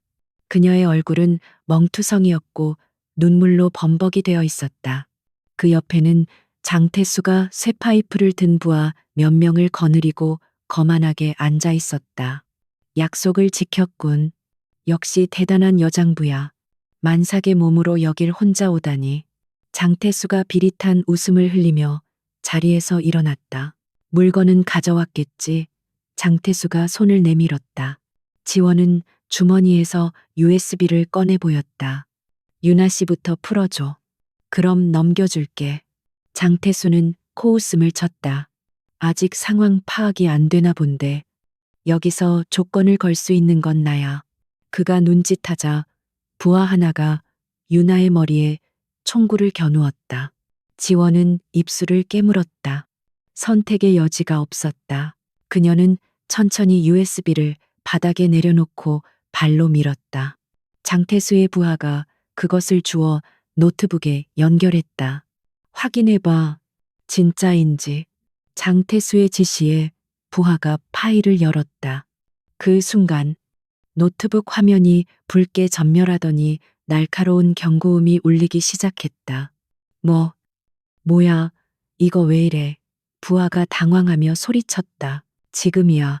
지원이 외치며 바닥에 엎드렸다. 동시에 창고, 지붕 유리창이 깨지며 준혁의 총구가 불을 뿜었다. 탕, 탕.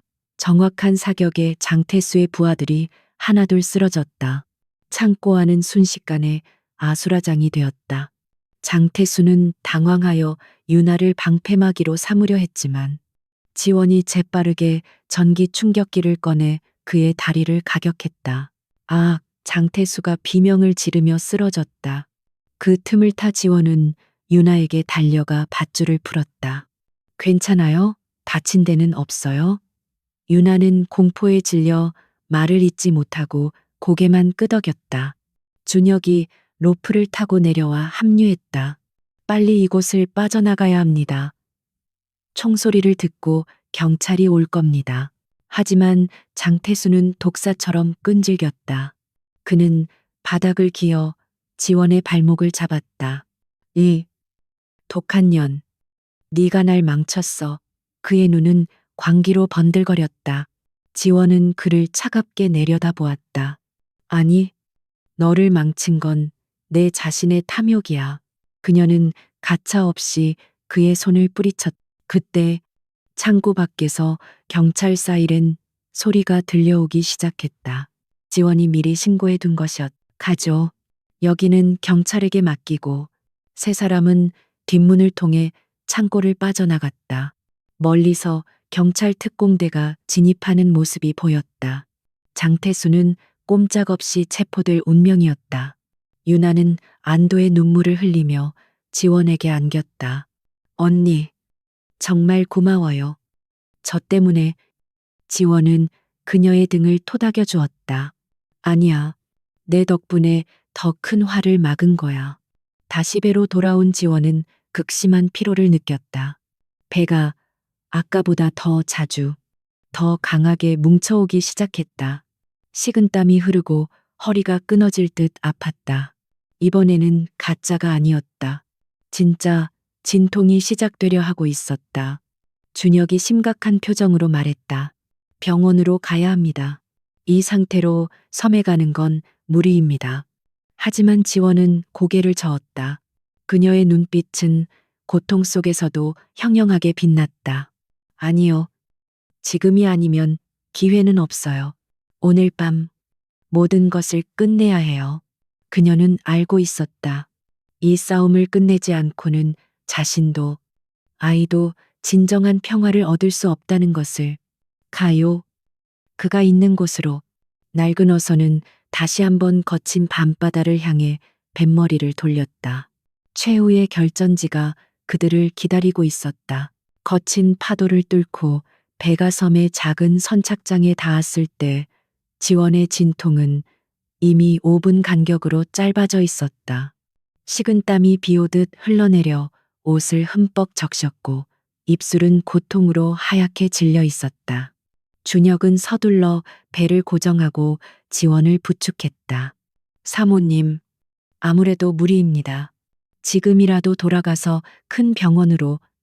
하지만 지원은 고개를 저으며 힘겹게 발을 내디뎠다. 그녀의 눈빛은 고통 속에서도 꺾이지 않는 결기로 타오르고 있었다. 아니요, 오늘 끝내지 못하면 영원히 끝나지 않아요. 저는 알아요. 섬은 죽은 듯이 고요했다.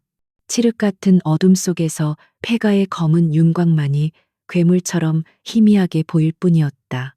빗줄기는 점점 굵어지고 있었고 바람은 날카로운 칼날처럼 살갗을 파고들었다. 준혁은 한 손으로는 지원을 부축하고 다른 한 손으로는 권총을 움켜쥐었다. 장태수의 일도 있었기에 방심할 수 없었다. 동훈이 쥐새끼처럼 숨어만 있을 위인은 아니었다. 궁지에 몰린 쥐가 고양이를 무는 법이었다. 폐가에 가까워질수록 지원의 심장은 더욱 빠르게 요동쳤다. 이것은 단순한 두려움이 아니었다. 오랜 악연의 고리를 끊어내기 직전의 긴장감이었다. 삐걱거리는 낡은 현관문이 열려 있었다. 바람에 흔들리는 문짝이 기괴한 소리를 내고 있었다. 준혁이 먼저 안으로 들어가 랜턴을 비췄다. 텅 빈 거실에는 먼지 쌓인 가구들과 동훈이 먹다 남은 인스턴트 음식 쓰레기들만이 뒹굴고 있었다. 없습니다. 도망친 걸까요? 준혁이 당혹스러워하며 주변을 살폈다. 하지만 지원의 감은 달랐다. 그는 이곳에 있었다. 그의 탐욕스럽고 끈적한 시선이 어둠 속 어딘가에서 자신들을 지켜보고 있다는 것이 느껴졌다. 아니요, 숨어 있는 거예요. 우리가 올 줄 알고 있었던 거죠. 지원은 고통을 참으며 천천히 거실 중앙으로 걸어 들어갔다. 나왔어. 여보, 그렇게 보고 싶어 하던 아내가 왔는데 숨어만 있을 거야? 그 순간 낡은 옷장 문이 벌컥 열리며 동훈이 튀어나왔다. 그의 손에는 녹슨 쇠파이프가 들려 있었다. 이 죽일 년, 네가 감히 여길 제 발로 찾아와? 동훈의 몰골은 꿈속에서 본 것보다 훨씬 더 처참했다. 덥수룩한 수염과 광기로 번들거리는 눈동자는 흡사 악기와도 같았다. 그는 짐승 같은 괴성을 지르며 준혁에게 달려들었다. 준혁은 재빨리 몸을 피하며 동훈의 팔을 쳐냈다. 쇠파이프가 바닥에 뒹굴며 요란한 소리를 냈다. 하지만 동훈은 포기하지 않고 준혁의 허리춤을 붙잡고 늘어졌다. 두 남자는 먼지 구덩이 속에서 뒤엉켜 격렬한 몸싸움을 벌였다. 동훈은 살기 위해 발버둥치는 바퀴벌레처럼 끈질겼다.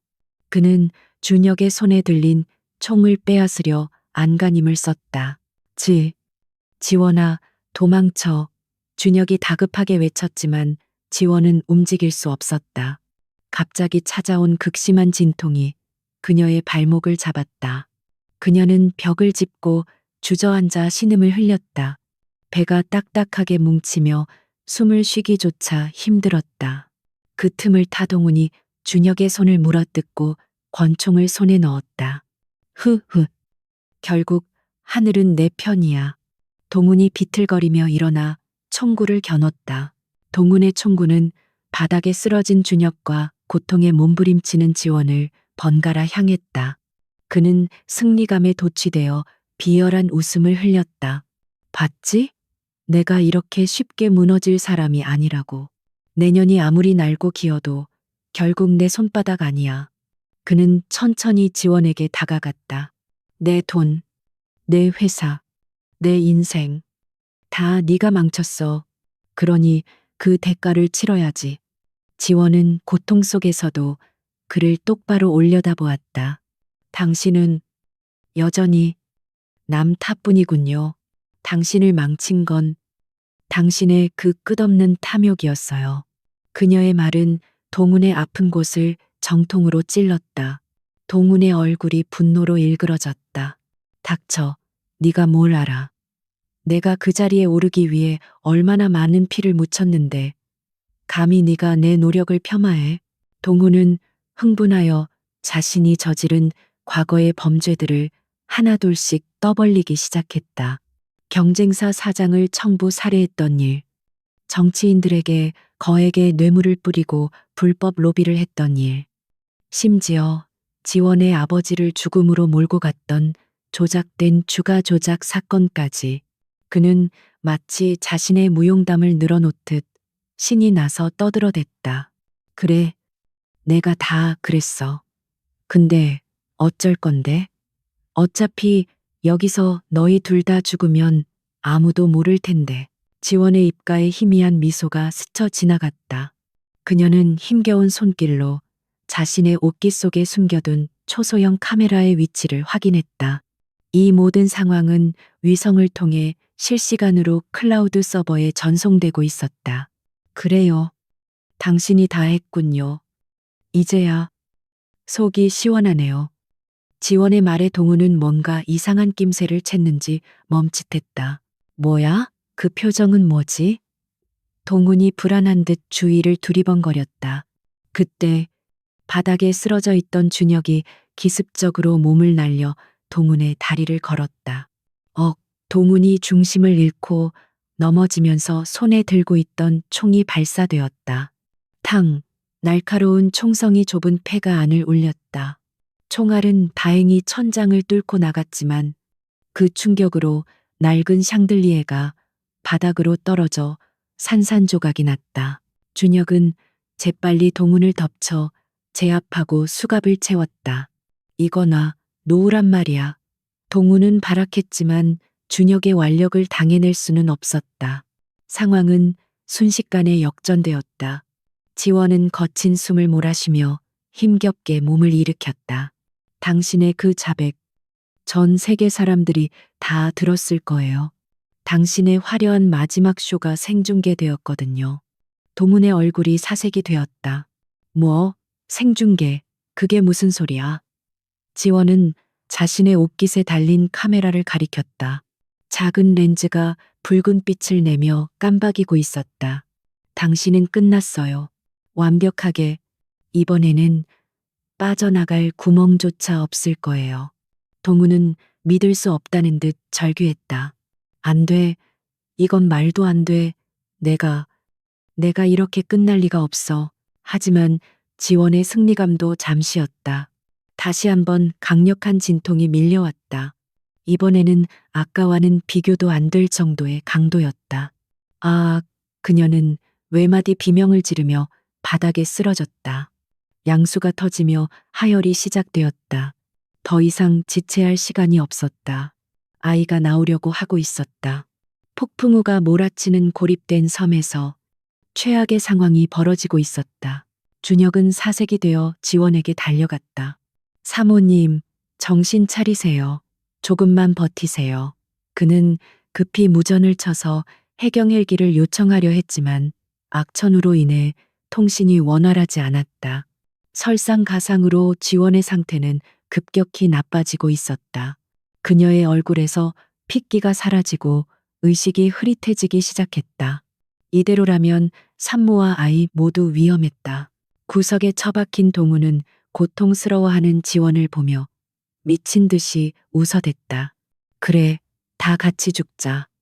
나만 혼자 죽을 순 없지. 꼴 좋다. 그의 광기 어린 웃음소리가 폐가 안을 가득 메웠다. 준혁은 분노의 차동훈의 멱살을 잡았지만 지금 중요한 것은 지원을 살리는 일이었다.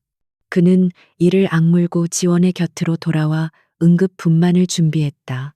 사모님, 제 말 들리십니까? 여기서 아이를 낳아야 할 것 같습니다. 제가 돕겠습니다. 힘을 내셔야 합니다. 준혁의 절박한 외침이 지원의 희미해지는 의식을 붙잡았다. 지원은 흐릿한 눈으로 준혁을 바라보았다. 죽을 것 같은 고통 속에서도 그녀는 뱃속의 아이를 떠올렸다. 안 돼. 여기서 포기할 순 없어. 그녀는 마지막 남은 힘을 쥐어짜냈다. 밖에서는 천둥 번개가 치고 비바람이 몰아치고 있었다. 마치 하늘도 이들의 비극적인 운명을 슬퍼하는 듯했다. 차가운 폐가 바닥에서 복수의 끝과 새로운 생명의 시작이 동시에 이루어지려 하고 있었다.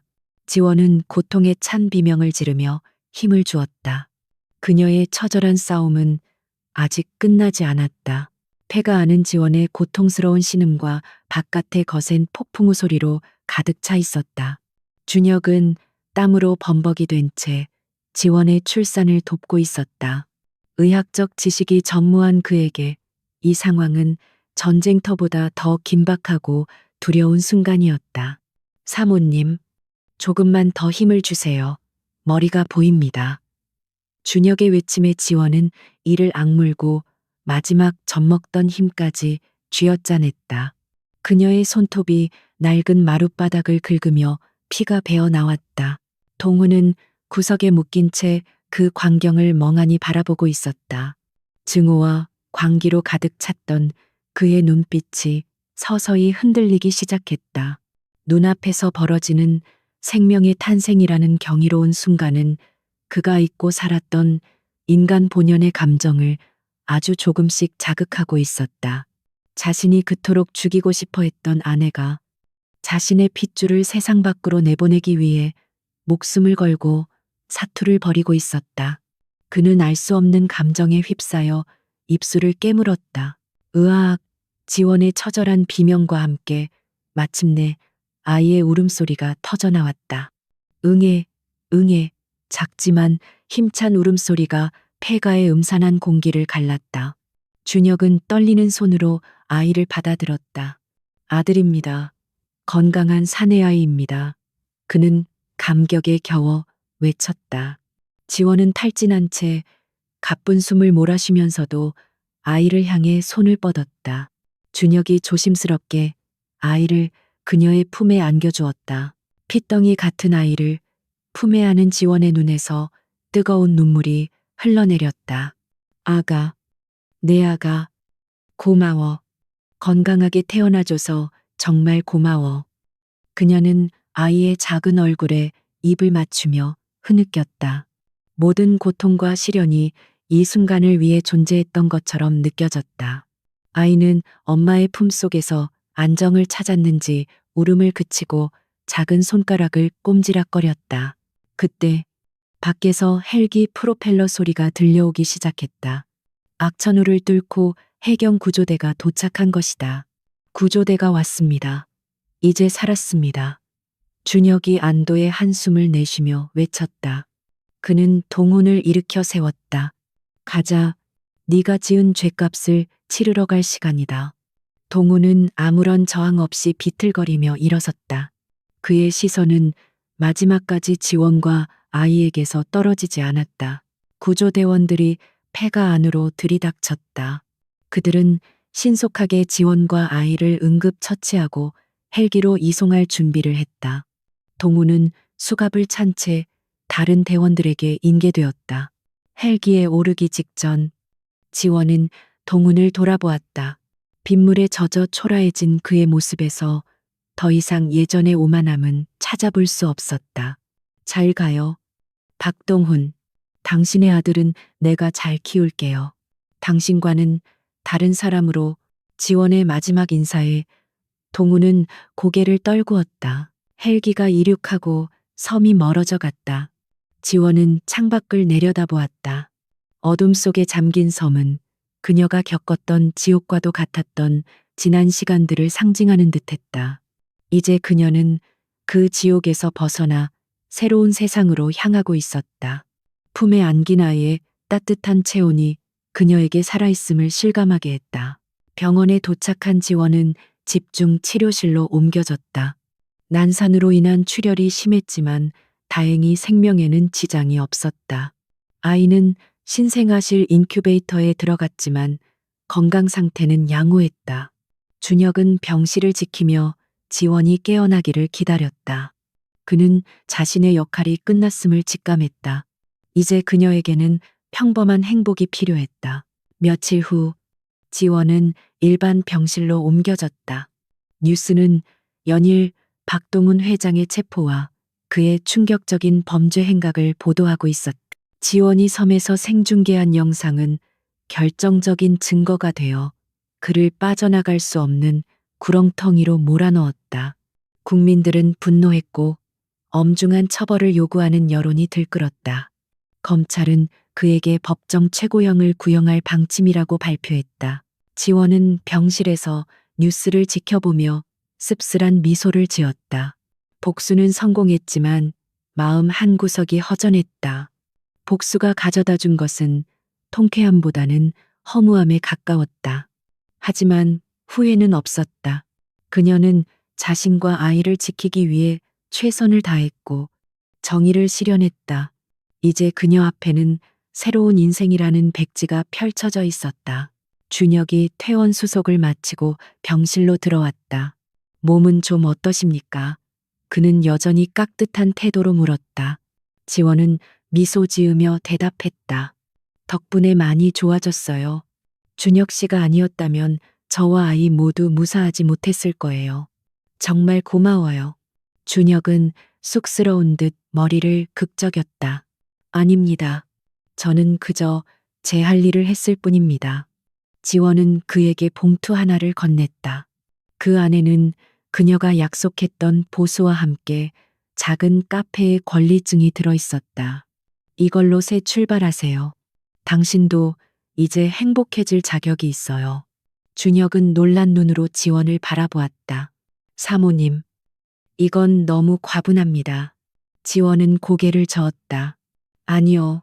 당신이 제게 준 도움에 비하면 아무것도 아니에요. 부디 거절하지 말아주세요. 준혁은 깊이 고개 숙여 감사 인사를 했다. 감사합니다. 이 은혜 평생 잊지 않고 열심히 살겠습니다. 그는 병실을 나서며 마지막으로 지원을 돌아보았다. 행복하십시오. 진심으로 기원하겠습니다. 지원은 그에게 손을 흔들어 주었다. 그녀의 곁을 지켜주었던 든든한 전우가 떠나고 이제 그녀는 혼자서 아이와 함께 세상을 마주해야 했다. 지원은 퇴원 후 아무도 자신을 모르는 조용한 바닷가 마을로 이사했다. 그녀는 아이의 이름을 희망이라는 뜻을 담아 바람이라고 지었다. 거친 폭풍우 속에서 태어났지만 앞으로는 순풍처럼 평온한 삶을 살기를 바라는 마음에서였다. 그녀는 작은 집을 구하고 소박하게 살아가기 시작했다. 화려했던 과거는 모두 잊고 오로지 아이를 키우는데 전념했다. 시간은 빠르게 흘러갔다. 바람이는 건강하고 밝은 아이로 자랐다. 아이는 아빠에 대해 물을 때마다 지원은 먼 곳에 일하러 갔다고 둘러댔다. 언젠가는 진실을 말해줘야 할 날이 오겠지만 아직은 아이에게 아픈 상처를 주고 싶지 않았다. 그녀는 매일 밤 잠든 아이의 얼굴을 보며 다짐했다. 엄마가 널 지켜줄게. 세상의 어떤 풍파도 너를 다치게 하지 못할 거야. 어느 날 지원은 우연히 신문에서 박동훈의 소식을 접했다. 그는 교도소에서 모범수로 복역 중이며 자신의 전 재산을 사회에 환원하겠다는 뜻을 밝혔다고 했다. 지원은 묘한 기분이 들었다. 그가 진심으로 회개한 것인지 아니면 또 다른 쇼를 하는 것인지 알 수 없었다. 하지만 이제 그녀에게 그것은 중요하지 않았다. 그는 그녀의 인생에서 완전히 지나간 과거일 뿐이었다. 지원은 바닷가에 나가 산책을 했다. 푸른 바다가 햇살을 받아 반짝이고 있었다. 바람이가 모래사장을 뛰어다니며 까르르 웃었다. 그 모습을 바라보는 지원의 입가에 편안한 미소가 번졌다. 그녀는 더 이상 도망자가 아니었다. 그녀는 자신의 삶을 주체적으로 살아가는 한 명의 어머니였다. 그녀는 바다를 향해 깊은 숨을 내쉬었다. 가슴 속에 응어리져 있던 마지막 찌꺼기들이 모두 씻겨 내려가는 기분이었다. 이제 그녀는 진정한 자유를 얻었다. 그녀의 앞날에는 잔잔한 파도만이 기다리고 있을 것이다. 그녀는 아이의 손을 잡고 집으로 향하는 발걸음을 옮겼다. 그들의 그림자가 길게 늘어지며 따뜻한 오후의 햇살 속으로 녹아들었다. 5년이라는 시간은 많은 것을 변화시켰다. 거친 파도가 몰아치던 바닷가, 마을은 이제 평온한 일상의 공간으로 자리 잡았다. 지원은 김서연이라는 새로운 이름으로 살아가고 있었다. 그녀는 해안도로 끝자락에 작은 북카페를 열었다. 한때 월가를 주름잡던 천재 금융인의 모습은 온데간데 없고 커피 향과 책 냄새 속에서 평화를 찾는 여인의 모습만이 남아 있었다. 그녀의 곁에는 어느덧 5살이 된 아들, 바람 희망이가 있었다. 아이는 아빠를 닮지 않아 다행히도 맑고 선한 눈망울을 가지고 있었다. 카페는 마을 사람들의 사랑방 역할을 했다. 지원은 이곳에서 주민들의 소소한 재무 상담을 해주기도 했다. 어부 김씨 아저씨의 배 구입, 자금 대출을 알아봐 주거나 식당 최할머니의 노후 자금 설계를 도와주는 시기였다. 그녀의 재능은 이제 더 이상 탐욕을 채우는 도구가 아닌 이웃들의 삶을 윤택하게 만드는데 쓰이고 있었다. 지원은 이런 소박한 삶에서 과거 수천억 원을 주무를 때보다 더 큰 보람을 느꼈다. 어느 날 오후 낯익은 손님이 카페 문을 열고 들어왔다. 말끔한 정장 차림의 강준혁이었다. 그는 이제 어엿한 중소기업의 사장이 되어 있었다. 지원이 건넨 종잣돈으로 시작한 물류회사가 제법 자리를 잡은 덕분이었다. 오랜만입니다. 서연 씨. 아니, 사장님이라고 불러야 하나요? 준혁이 장난스럽게 웃으며 인사했다. 지원은 반갑게 그를 맞이했다. 어서 와요. 준혁 씨. 바람이가 삼촌 보고 싶다고 노래를 불렀어요. 두 사람은 테라스에 앉아 지난 이야기를 나누었다. 준혁은 박동훈의 최근 소식을 전해왔다. 교도소에서 지병이 악화되어 형집행정지를 신청했다고 합니다. 하지만 기각되었죠. 여론이 워낙 안 좋아서 아마 죽어서야 그곳을 나올 수 있을 겁니다. 지원은 덤덤하게 커피를 마셨다. 한때 자신의 인생을 송두리째 흔들었던 남자의 비참한 말로였지만 이제 그녀에게는 먼 나라 이야기처럼 느껴질 뿐이었다. 그래요. 인과응보네요. 준혁은 조심스럽게 물었다. 후회하신 적은 없습니까? 그때 그 선택들. 지원은 잠시 바다를 바라보다가 고개를 저었다. 후회는 없어요. 만약 그때 도망치지 않았다면 저와 바람이는 이미 이 세상 사람이 아니었거나 영혼이 죽은 채로 살아가고 있었겠죠. 저는 제 자신과 아이를 지키기 위해 최선을 다했어요. 그녀의 목소리에는 흔들림 없는 확신이 담겨 있었다. 그날 저녁 카페 문을 닫고 정리하던 지원에게 한 통의 편지가 도착했다. 발신인은 청주여자교도소, 수신인은 김서연이었다. 유나가 보낸 편지였다. 유나는 박동훈 사건의 공범으로 기소되어 짧은 수감 생활을 했었다. 편지에는 그녀의 근황이 담겨 있었다. 언니, 저 다음 달이면 출소해요. 나가면 꼭 한번 찾아뵐게요. 그리고 그때 정말 고마웠어요.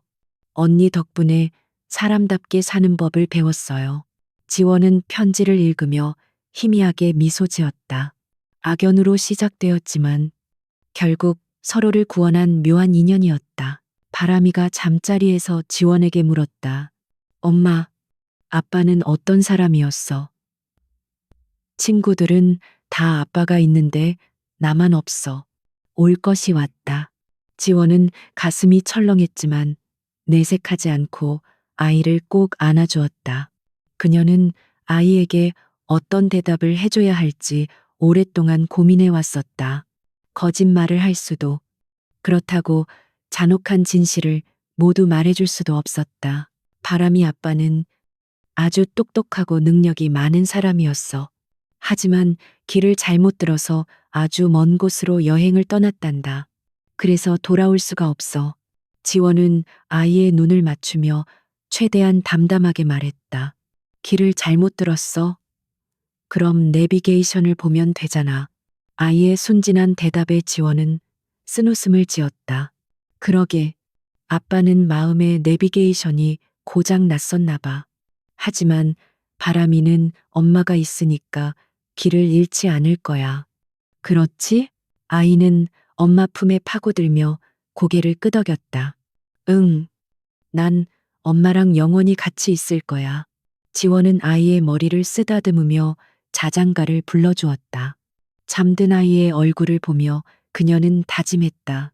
이 아이만큼은 절대로 탐욕의 길로 들어서지 않게 하겠다고. 돈보다 사랑을, 성공보다 사람을 먼저 생각하는 아이로 키우겠다고. 그것이 그녀가 할 수 있는 가장 위대한 복수이자 속죄였다. 며칠 뒤, 지원은 바람이를 데리고 서울로 향했다. 박동훈의 면회를 가기 위해서였다. 준혁의 만류에도 불구하고 그녀는 마지막으로 매듭을 지어야 한다고 생각했다. 교도소 접견실 유리병 너머로 나타난 동우는 몰라볼 정도로 늙고 병약해져 있었다. 휠체어에 앉은 그는 초점 없는 눈으로 지원을 바라보았다. 왔군. 안 올 줄 알았는데. 그의 목소리는 가래가 끓어 잘 들리지도 않았다. 지원은 바람이를 자신의 뒤로 숨겼다. 아이에게 이런 아빠의 모습을 보여주고 싶지는 않았다. 마지막으로 할 말이 있다고 해서 왔어요. 지원의 차가운 말투에 동우는 힘겹게 입꼬리를 올렸다. 미안하다는 말. 듣고 싶었나? 아니면 용서라도 해주려고? 그는 끝까지 비틀려 있었다. 지원은 고개를 저었다. 아니요. 당신의 사과 따위는 필요 없어요. 용서도 하지 않을 거고요. 그저 당신이 어떻게 끝나는지 확인하고 싶었어요. 동훈의 시선이 지원 뒤에 숨은 작은 아이에게 머물렀다. 그 아이, 내 아들인가? 그의 눈빛이 순간적으로 흔들렸다. 지원은 단호하게 말했다. 아니요, 이 아이는 제 아들이에요. 당신과는 아무 상관없는 김바람이라는 아이죠. 동우는 무언가 말하려는 듯 입을 달싹였지만 기침이 터져 나와 말을 잇지 못했다. 교도관들이 그를 데리고 나가려 했다. 끌려나가던 동훈이 마지막 힘을 짜내 외쳤다. 지원아, 내가 잘못했다. 제발 한 번만, 아들 얼굴 한 번만 보여줘. 하지만 지원은 뒤도 돌아보지 않고 접견실을 빠져나왔다. 그녀의 눈가에 맺힌 것은 눈물이 아니었다. 그것은 지독했던 과거와의 완전한 결별을 의미하는 마침표였다. 교도소 밖으로 나오자 따사로운 햇살이 그들을 반겼다. 바람이가 엄마의 손을 잡으며 물었다. 엄마, 저 아저씨, 누구야? 왜 울어? 지원은 아이를 안아들고 환하게 웃었다. 아무것도 아니야. 그냥 길을 잃은 불쌍한 아저씨란다. 다시 일상으로 돌아온 지원은 더욱 활기차게 살았다. 그녀는 북카페 수익금의 일부를 미혼모 자립을 돕는 재단에 정기적으로 후원하기 시작했다. 자신이 겪었던 어려움을 다른 여성들은 겪지 않기를 바라는 마음에서였다. 그녀의 도움으로 많은 미혼모가 새 삶을 찾았다는 소식이 들려올 때마다 그녀는 깊은 보람을 느꼈다. 그녀가 동훈에게서 가져온 더러운 돈은 그렇게 세상의 가장 낮은 곳을 비추는 깨끗한 희망으로 바뀌고 있었다. 어느 주말, 유나가 출소 후 처음으로 카페를 찾아왔다. 그녀는 화장기 없는 수수한 얼굴이었지만 예전보다 훨씬 편안해 보였다. 언니, 저 꽃집 열었어요. 작지만 제 힘으로 번 돈으로 시작한 가게예요. 유나가 내민 명함에는 다시 봄이라는 상호가 적혀 있었다. 지원은 그녀를 꼭 안아주었다. 장하다. 유나야. 우리 이제 진짜 봄날만 살자. 두 여자는 서로를 마주보며 눈시울을 붉혔다. 카페 테라스에서 세 사람이 모였. 지원, 준혁, 유나. 한때 박동훈이라는 거대한 악의 그늘 아래서 고통받았던 피해자들이었지만 이제는 서로의 상처를 보듬어주는 가족 같은 존재가 되었다. 그들은 바비큐 파티를 하며 웃음꽃을 피웠다. 바람이는 삼촌, 이모의 사랑을 듬뿍 받으며 행복해했다. 이 평화로운 풍경을 만들기 위해 그토록 치열하게 싸워왔던 지난 날들이 주마등처럼 스쳐 지나갔다. 밤이 깊어지고 모두가 돌아간 뒤 지원은 홀로 바닷가로 나갔다. 밤바다는 5년 전 그날처럼 여전히 검고 깊었지만 더 이상 두렵게 느껴지지 않았다. 그녀는 이제 파도를 타는 법을 알았기 때문이다. 그녀는 품속에서 낡은 USB 하나를 꺼냈다. 박동훈의 모든 비리가 담겨 있던 그녀의 복수를 가능하게 했던 그 물건이었다. 그녀는 망설임 없이 USB를 받아 멀리 던져버렸다.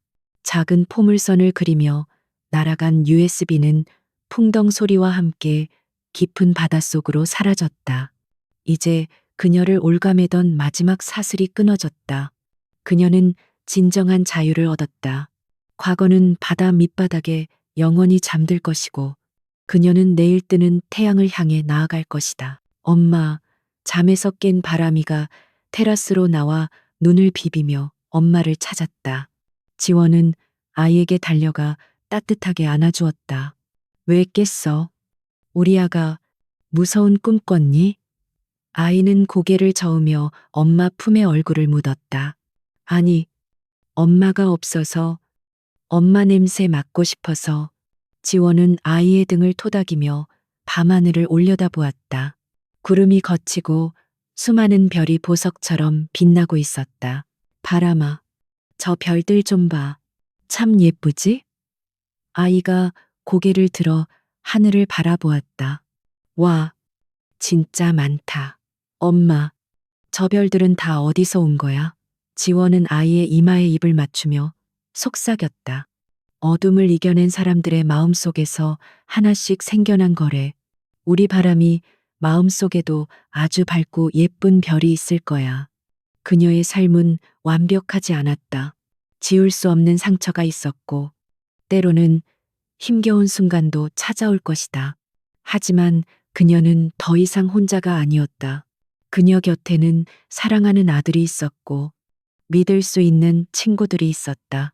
그리고 무엇보다 그 어떤 시련 앞에서도 무릎 꿇지 않을 강인한 자신이 있었다. 지원은 아이를 안고 집 안으로 들어갔다. 따뜻한 불빛이 새어나오는 그들의 보금자리가 어둠 속에서 등대처럼 빛나고 있었다. 폭풍우가 지나간 자리에 더욱 단단하게 뿌리 내린 나무처럼 그녀의 새로운 인생은 이제 막 꽃을 피우기 시작했다. 내일은 오늘보다 더 행복할 것이다. 그녀는 그렇게 믿었다. 아니, 그렇게 만들어갈 것이다.